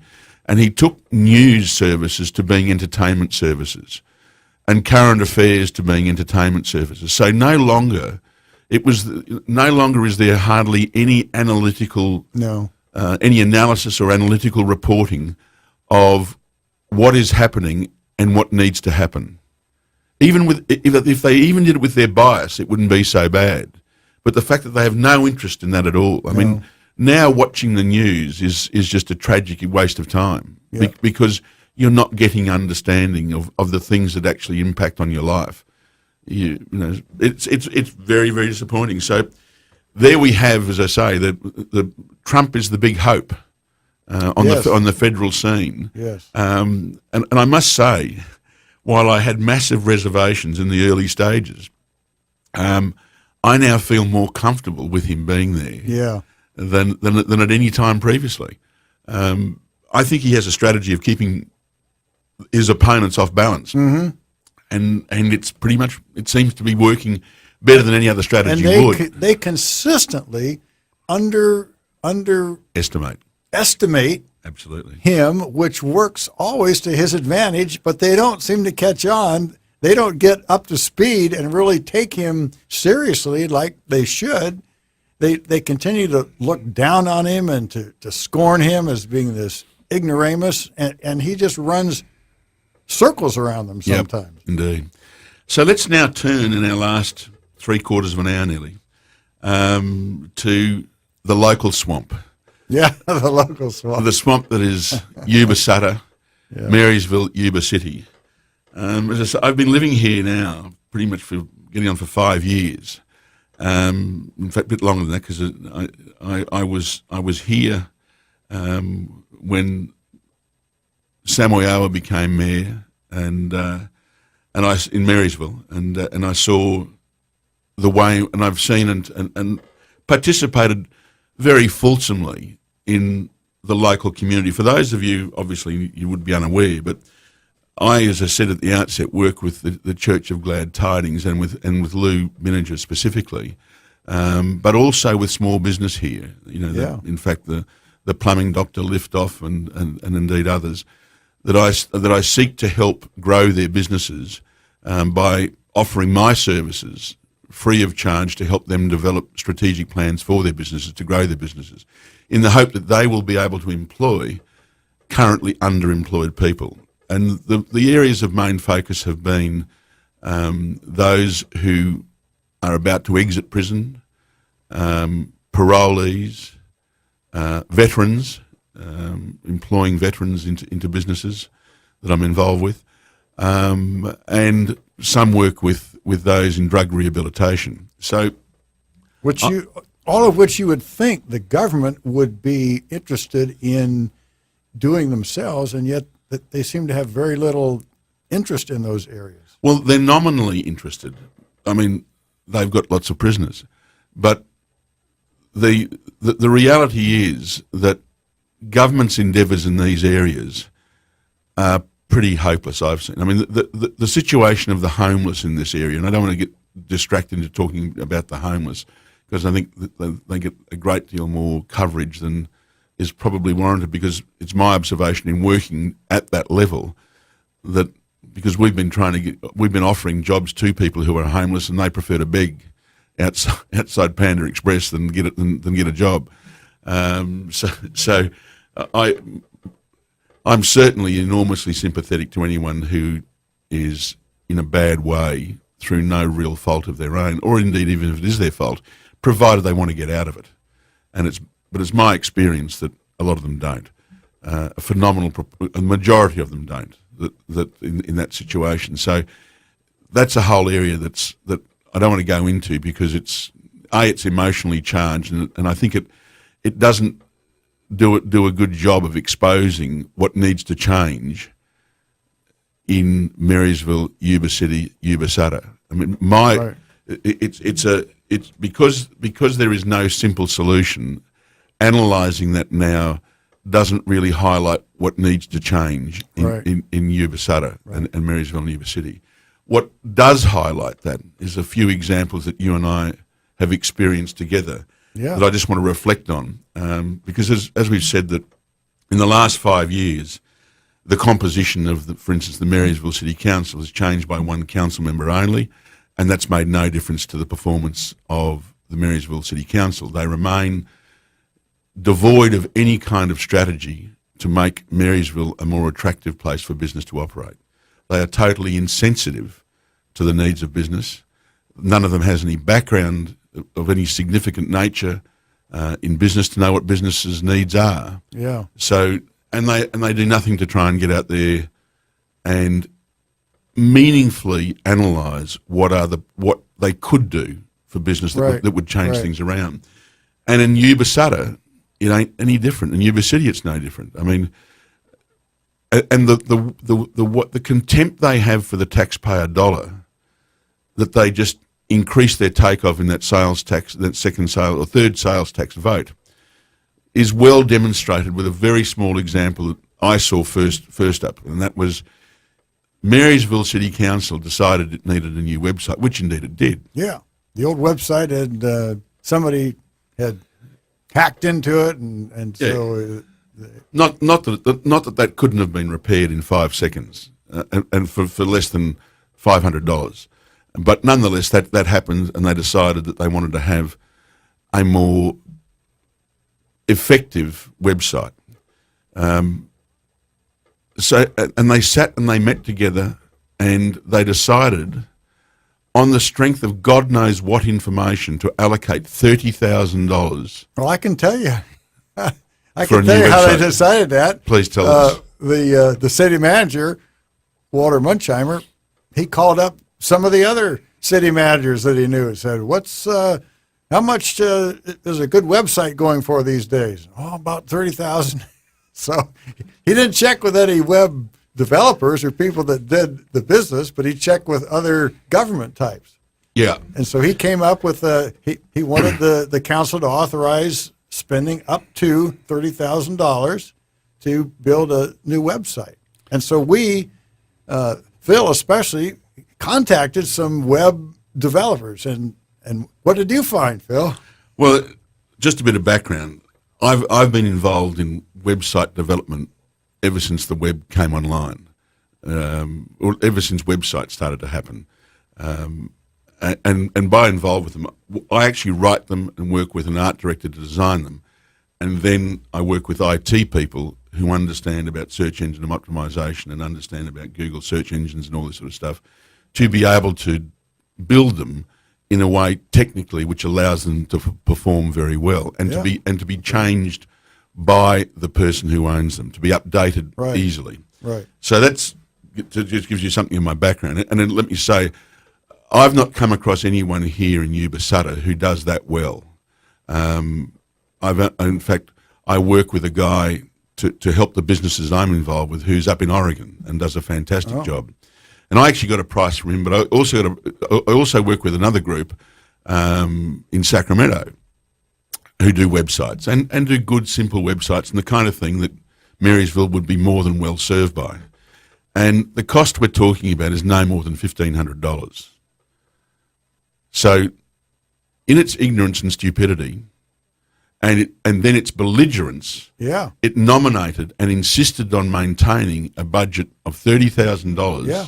for something that could be done for $1,500. And when that was brought up, the council person that brought it up was scorned as being an ignoramus. You don't know anything about this. Why don't you just sit down and shut up? And so therein lies the tragedy of local government, because this is symptomatic. This is not an extreme situation. No. There has been, as I say, this council has vigorously refused to do a strategic plan. The process that you go through demands that you research things thoroughly and you actually establish what are the problems, what are the issues that need to be addressed, both good and bad, what are the challenges, what are the opportunities. You develop strategies to the objectives that you set to address those issues, and you research the options that are available to you. What is not just happening at the next county over, or what is government doing, which is notorious for waste and disseminating jobs for the boys. I mean, the corruption of local government here is terrifying. And clearly what's going on is that Munchheimer had a mate, or someone in the council has a mate who they favour for this work, and they're going to be and so the city is going to be paying a ridiculous amount of money, which will effectively be a payback for a donation or whatever to some of these councillors to get them elected. I mean, if you look through the donations of funds to sitting council members that have happened, the monies that have come in, particularly to Samoyoa as mayor, from organisations that were linked to Samoyoa, the massive conflict of interest. Yeah. I mean, I think Lou investigated some of those, and especially the marijuana interest. Exactly. So people who are getting dispensary licenses are people who donate to his campaign. Yeah. Now that's by definition is conflict of interest and corruption of council decision-making processes. So obviously you had ridiculous amounts of money having been nominated, I think, being spent on posters by some of these candidates. And none of these posters were works of art or that had any great cost involved in them. I'd really love to see an analysis of how these people actually spent their money. So you've got this massive corruption that just gets passed on ultimately to the taxpayer. Right. And that's where, and this is all done with complete indifference because they're totally insensitive to the fact that government weighs too heavy and too inefficiently on the back of the private sector. You had an example of a young fellow who was starting a coffee shop, I think, in Yuba City. Yeah, in Yuba City, yeah. What was that story, David? Well, he wanted to start a specialty coffee shop to compete with Starbucks and Java Detour, and so he got a piece of property there and leased it, and then he had to do a little fit out. Yeah, to get the building to his specifications, and so he went to the city and submitted some plans, and that's where the tragedy began. He ended up submitting 7 sets of plans over a 3-year period, each set addressing what they brought up with the last set that wasn't up to their standards. So he fixed it, submitted it. Of course, at his expense, he had to pay the architects and stuff, and he submitted it. And then they came up with all new things. Well, you got to do this. We got to do that. Well, why didn't you tell me the last time so I could have incorporated it into this set of plans? Well, I'm sorry, but you know.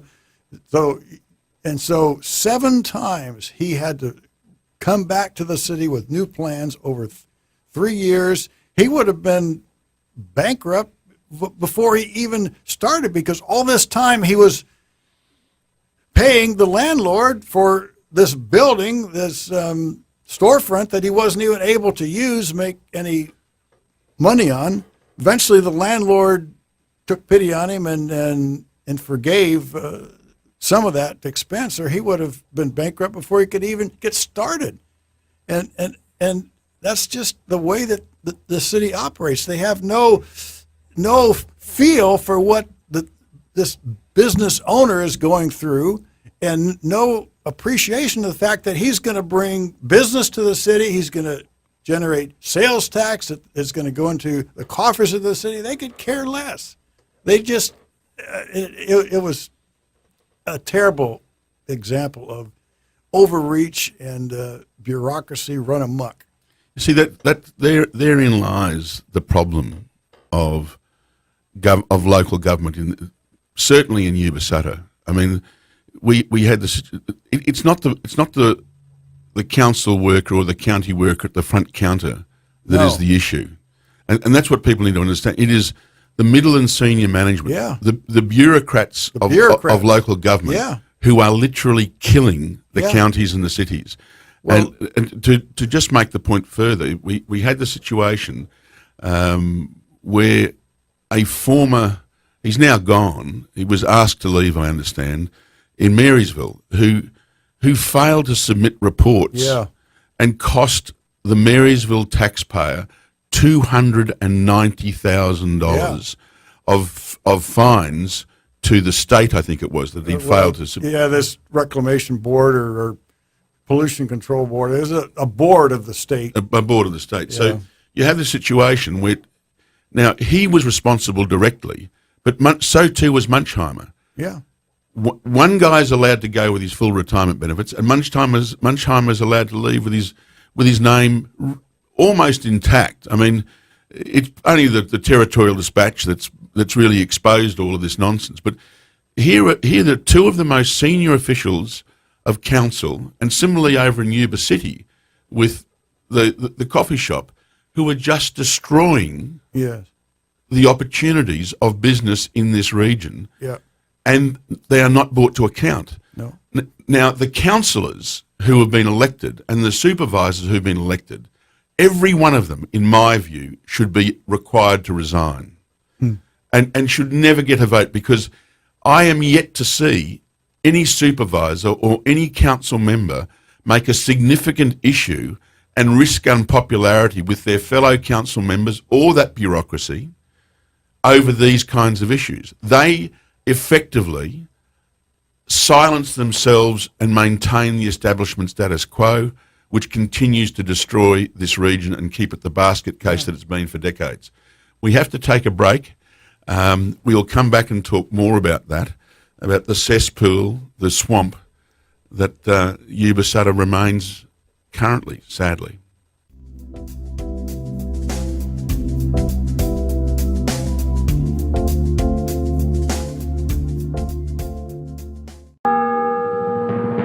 I'm Chris Ann Hall, and if you agree with me, as Samuel Adams said, that knowledge and virtue are the keys to preserving liberty, then join me for free at Liberty First University. For a limited time, we are offering a 5-day trial membership at no cost and no risk to you. But as Sam Adams said, our ignorance may cost us our liberties. Go to libertyfirstuniversity.com and enroll today for your 5-day free trial membership.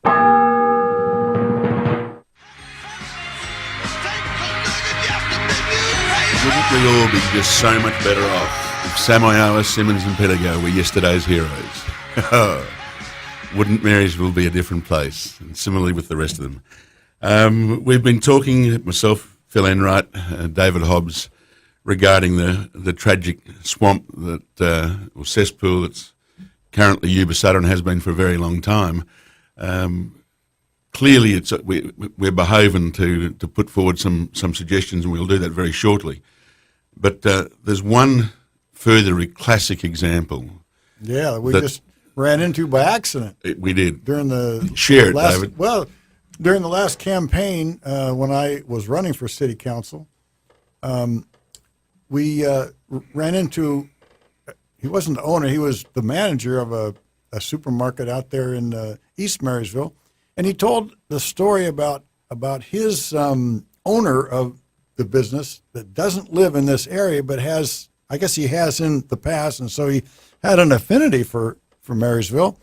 And they've got a big parking lot there that's not used, and he wanted to put up a retirement living facility, big apartments and stuff. He had the room for it.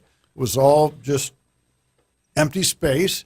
And so he was going to invest up to maybe $10 million in building this.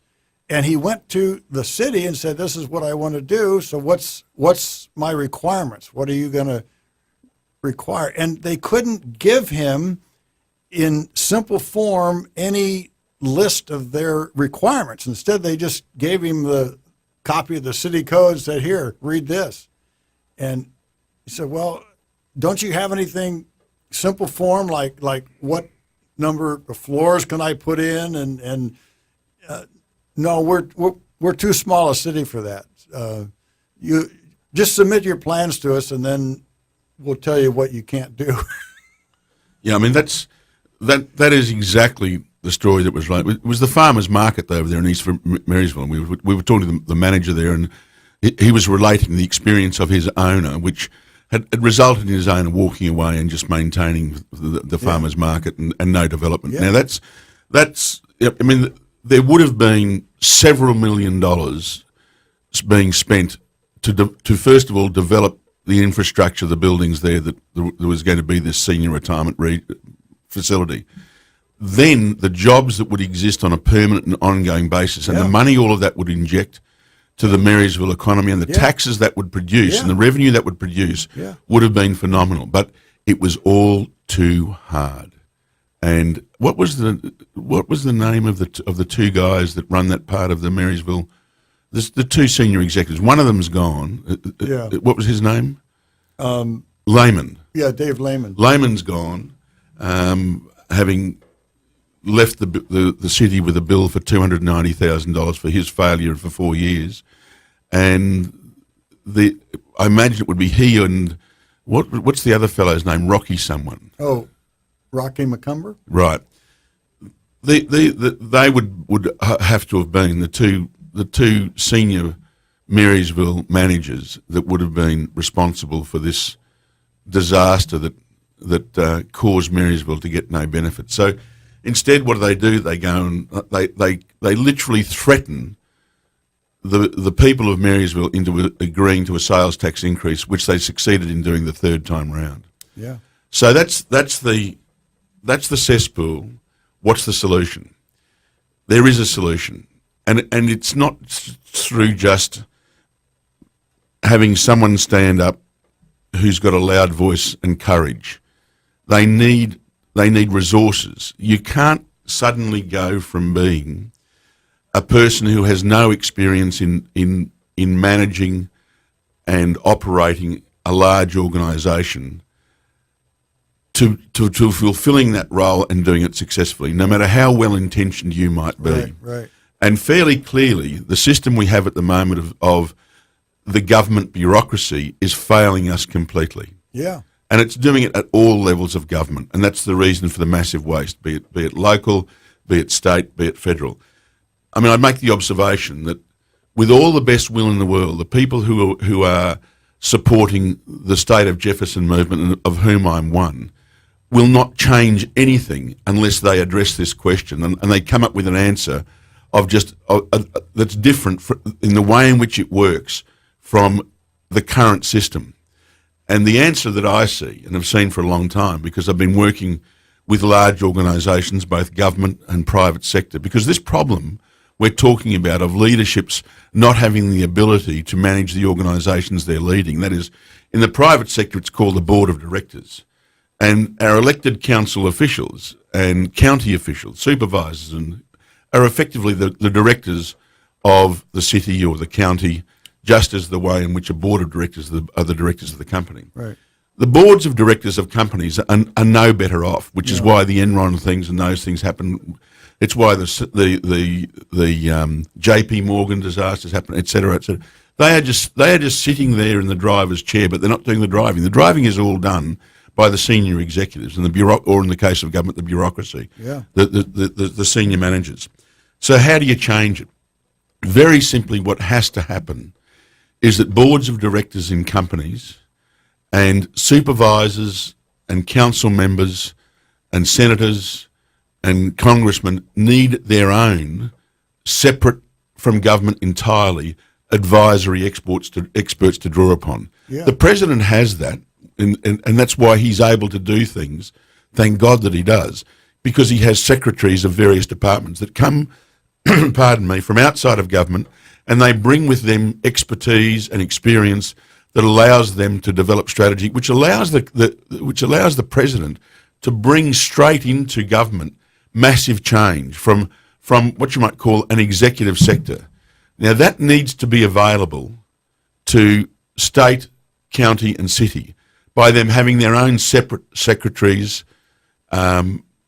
Initially they would need to be volunteer, and I don't think it would be too hard to recruit them, and their own, if you will, separate panels of experts to advise the council members, the supervisors, and to critically evaluate the garbage that comes forth or the complete inactivity that comes forth from the bureaucracy, as happened to our coffee shop fellow, as happened to the farmers market owner with the retirement place, as happens as a matter of routine. Yeah. If we create those advisory groups working directly with the legislature, we will then be able to take back control of government from the bureaucracy. Yes. We will be able to stop the massive waste. It will cost minimal amounts of money for cities and counties because the issues aren't complex. But the notion that someone like a Liz Cervantes can change anything without that kind of a resource is complete Disneyland. Yeah. With all the best will in the world, all she's going to be able to do is deal with what you might call local issues like the dogs or the not the homeless, because no one's been able to sort that out and is unlikely to because of it being such an emotional issue. But without that resource available to them, there will be no change. Right. And the state of Jefferson will achieve nothing new. I mean, I'm reminded by some wonderful words from Pastor Dave Bryan at Glad Tidings when we were talking about the role of prayer and getting things done. And he shared with me the statement that I quote continuously. When we have done everything we can, God will do everything we can't. Well, the reality is we haven't begun to do hardly anything that we can. Right. If we haven't gone about creating a strategic plan in a thorough and exhaustive and open and honest and transparent fashion, we haven't begun to do everything we can. Right. So we can't expect any amount of prayer to change anything. It's just Disneyland to do so. And equally, with all the best will in the world, electing just another representative who does have courage will not be enough. Right. They are going to have to be prepared to really challenge the bureaucracy and to create their own separate panels of experts who can be critically evaluated themselves to be able to get the kind of government and remove the waste and the destruction of opportunity. The biggest thing that's happening in this Yuba Sutter region is not just the waste, which is, as we've demonstrated, is on a massive scale, but the destruction of opportunity that comes by way of what we're talking about in terms of the coffee shop experience. I mean, how that young fellow got that thing going in the end was by virtue of the generosity of his landlord. Now, his landlord was probably generous because no one else was going to occupy it. I mean, because this is such a basket case region, there are not prospective commercial tenants lining up to rent premises. We counted at the last election, literally a third of the business premises in Marysville are vacant. Literally 1 in 3. Yeah. Which is it would be no different today, probably worse. Yeah. I mean, it is just so disturbing that the indifference of these senior bureaucrats and their incompetence. I mean, when I attack city councils and local government and county councils, or indeed state and federal, I'm not attacking the people at the front line who do the jobs, who unfortunately are the face of this incompetence. Yeah. I feel for those people. How does someone stand there at the counter and tell you what they know is garbage? Yeah. Because they see themselves the complete stupidity of these and indifference of these senior managements to someone having to come along time and time and time again, when there should be a code that they can follow and get it approved first time out. Yeah. So these senior managements, these council members, these supervisors are part of why do the council members and supervisors empower these bureaucrats? The answer is simple, because they know they don't know how to do the job. They don't know how. Yeah, themselves. They have no expertise. They have no background to draw upon to undertake what are the most challenging managerial roles that anyone can take on. And the fact that they do stand, but without having an answer, is really suggesting that they're only really interested in the notoriety and occupying the seat and having the public status of being council member or supervisor. It's their ego trip. And the tragedy is their ego trip and their indifference empowers these senior bureaucrats, these senior public servants, managers of councils and counties, to literally destroy the opportunities of our children. I mean, it is really terrifying that I went and spoke at one of the high schools, and I asked the students where they expected to be in 5 years' time, and the great majority of them did not expect to be in this region because there weren't jobs, that they were aware that the job opportunities just weren't here. Yeah. And there's no likelihood of them. I guess there's one final comment I would make, and that is it's not only beholden on government to get its act together, but it's beholden on small business to do likewise, and medium-sized businesses here to be a whole lot better managed, and to develop a strategic approach to meaningfully grow their own businesses, which they can all do. Yeah. And that's why I make my time available to these small business people, medium-sized businesses, whatever they are, to assist them to develop their own strategic plans to grow their businesses so that we can provide these opportunities. I charge nothing for my services. They can go to my website and have a look and see my background. And they will recognise that I've worked with the largest and the smallest corporations, both in Australia and indeed in this country. And I've done it for 35 years. So I have a lot of experience to draw upon to help them grow their business, is that they want. My sad experience is that a phenomenal proportion of business people in areas like this are so whipped they've lost the enthusiasm to try. Wow. But if we are going to create opportunities for our young people, if they're not all going to depart, exit Sutter High or Yuba City High and go off somewhere else, it's beholden on everyone to get off their butt, to make some hard decisions, to rock the boat a bit, to upset those who've got their snouts in the trough, and maybe to even recognise it's time they pull their own snout out of the trough, and they did something for the community. Yep. And until such time as that message is bought into, nothing will change. I remember, Dave, when I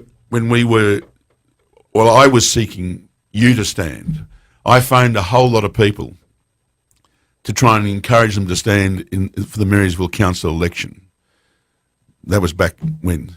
It was July of 2016. Right. Well, in the 6 months prior to that, I got lists of people who were prominent people in Marysville, and I phoned a lot of them. And the response that I got from so many of them was, it's always been like this, it'll never be any different. Yeah. Well, it sure as hell won't, and people decide to make it different. Right. And if you want to change anything, you better have a plan of how you're going to do it. Yeah. Because without a plan, you'll go exactly where having no plan takes you, and that's nowhere, which is what's happened here since time immemorial, or it would seem. So that's the opportunity. There is a solution. It requires people like Liz Cervantes. I think she's a cracker to stand up, but she will need the support of people with the expertise to actually do the strategic planning work and then to oversee its implementation. Yeah. Because I can tell you she'll get no support from the bureaucracy. No. She will be sabotaged. She will literally be sabotaged, and those like her will be. And they will allow it all to come back to what it's always been, the swamp. Yeah. So we have an opportunity there is always the opportunity there for change and to fix it up. And unless there are leaders, people who are, and everyone is capable of being a leader, but it requires in the first instance courage, and it's courage to upset people. Yeah. Because I can assure you there will not be change here without people being upset. Yeah. I mean, the first that'll be upset, the great tragedy is that I've seen Samoa in meetings. I've seen him being confronted with reality, and he just smiles because he knows he's secure. Yep. That's been the track record for so long it's not funny. Yep. That we can have clowns like he and Simmons and Pedigo just sitting there going out and shaking people's hands and attending functions, which is the easy part of it. The hard part of the job is actually getting off your butt and starting to study what's going on and researching and finding out better options. There's no votes in that because you're not going out and shaking people's hands. You're not even asking questions. No. There's some questioning you need to do, but you've really got to get into researching what is, and I mean, 60 Minutes has run programs on a number of occasions of cities and regions that have been turned around. Yeah. Cities and regions that have been changed dramatically by exactly the kind of strategy we're talking about. Yep. So there are plenty of precedents for it on both sides of the Pacific. And what we need to have happen is we need to have a couple of people be prepared to stand for office and to recognise they don't have the solutions, but to also go in there on the understanding no solutions will be coming from the likes of people like Munchheimer. Right. And with all the best will in the world, unless we have a miracle worker in this new city manager, chances are she's not going to be able to do it either, because she would be doing something that she's never done before, and people seldom do that once they get past about 35, let alone 50. So you've really got to be prepared to have people who are open to massive and quantum change, because that's what the region needs. And there's got to be unity on our side. We have to get behind those people when they do decide to stand. Absolutely. And that was one of the problems that we had in the last election was the I hate to say it, but the Tea Party movement that we all support, they're so focused on state and national politics that they don't get that much involved down here where they could really make a difference. But it's going to take unity, and everybody is kind of wants to do their own thing. They have this. The great tragedy I saw, and I only learned this later, was the Tea Party movement, or the part of the Tea Party that was most involved in the last council elections, in fact, endorsed two candidates who were just nice people. Yeah. But they were never going to be the ones to actually have the courage to stand up and do what needs to be done. One of those two got elected. Yeah.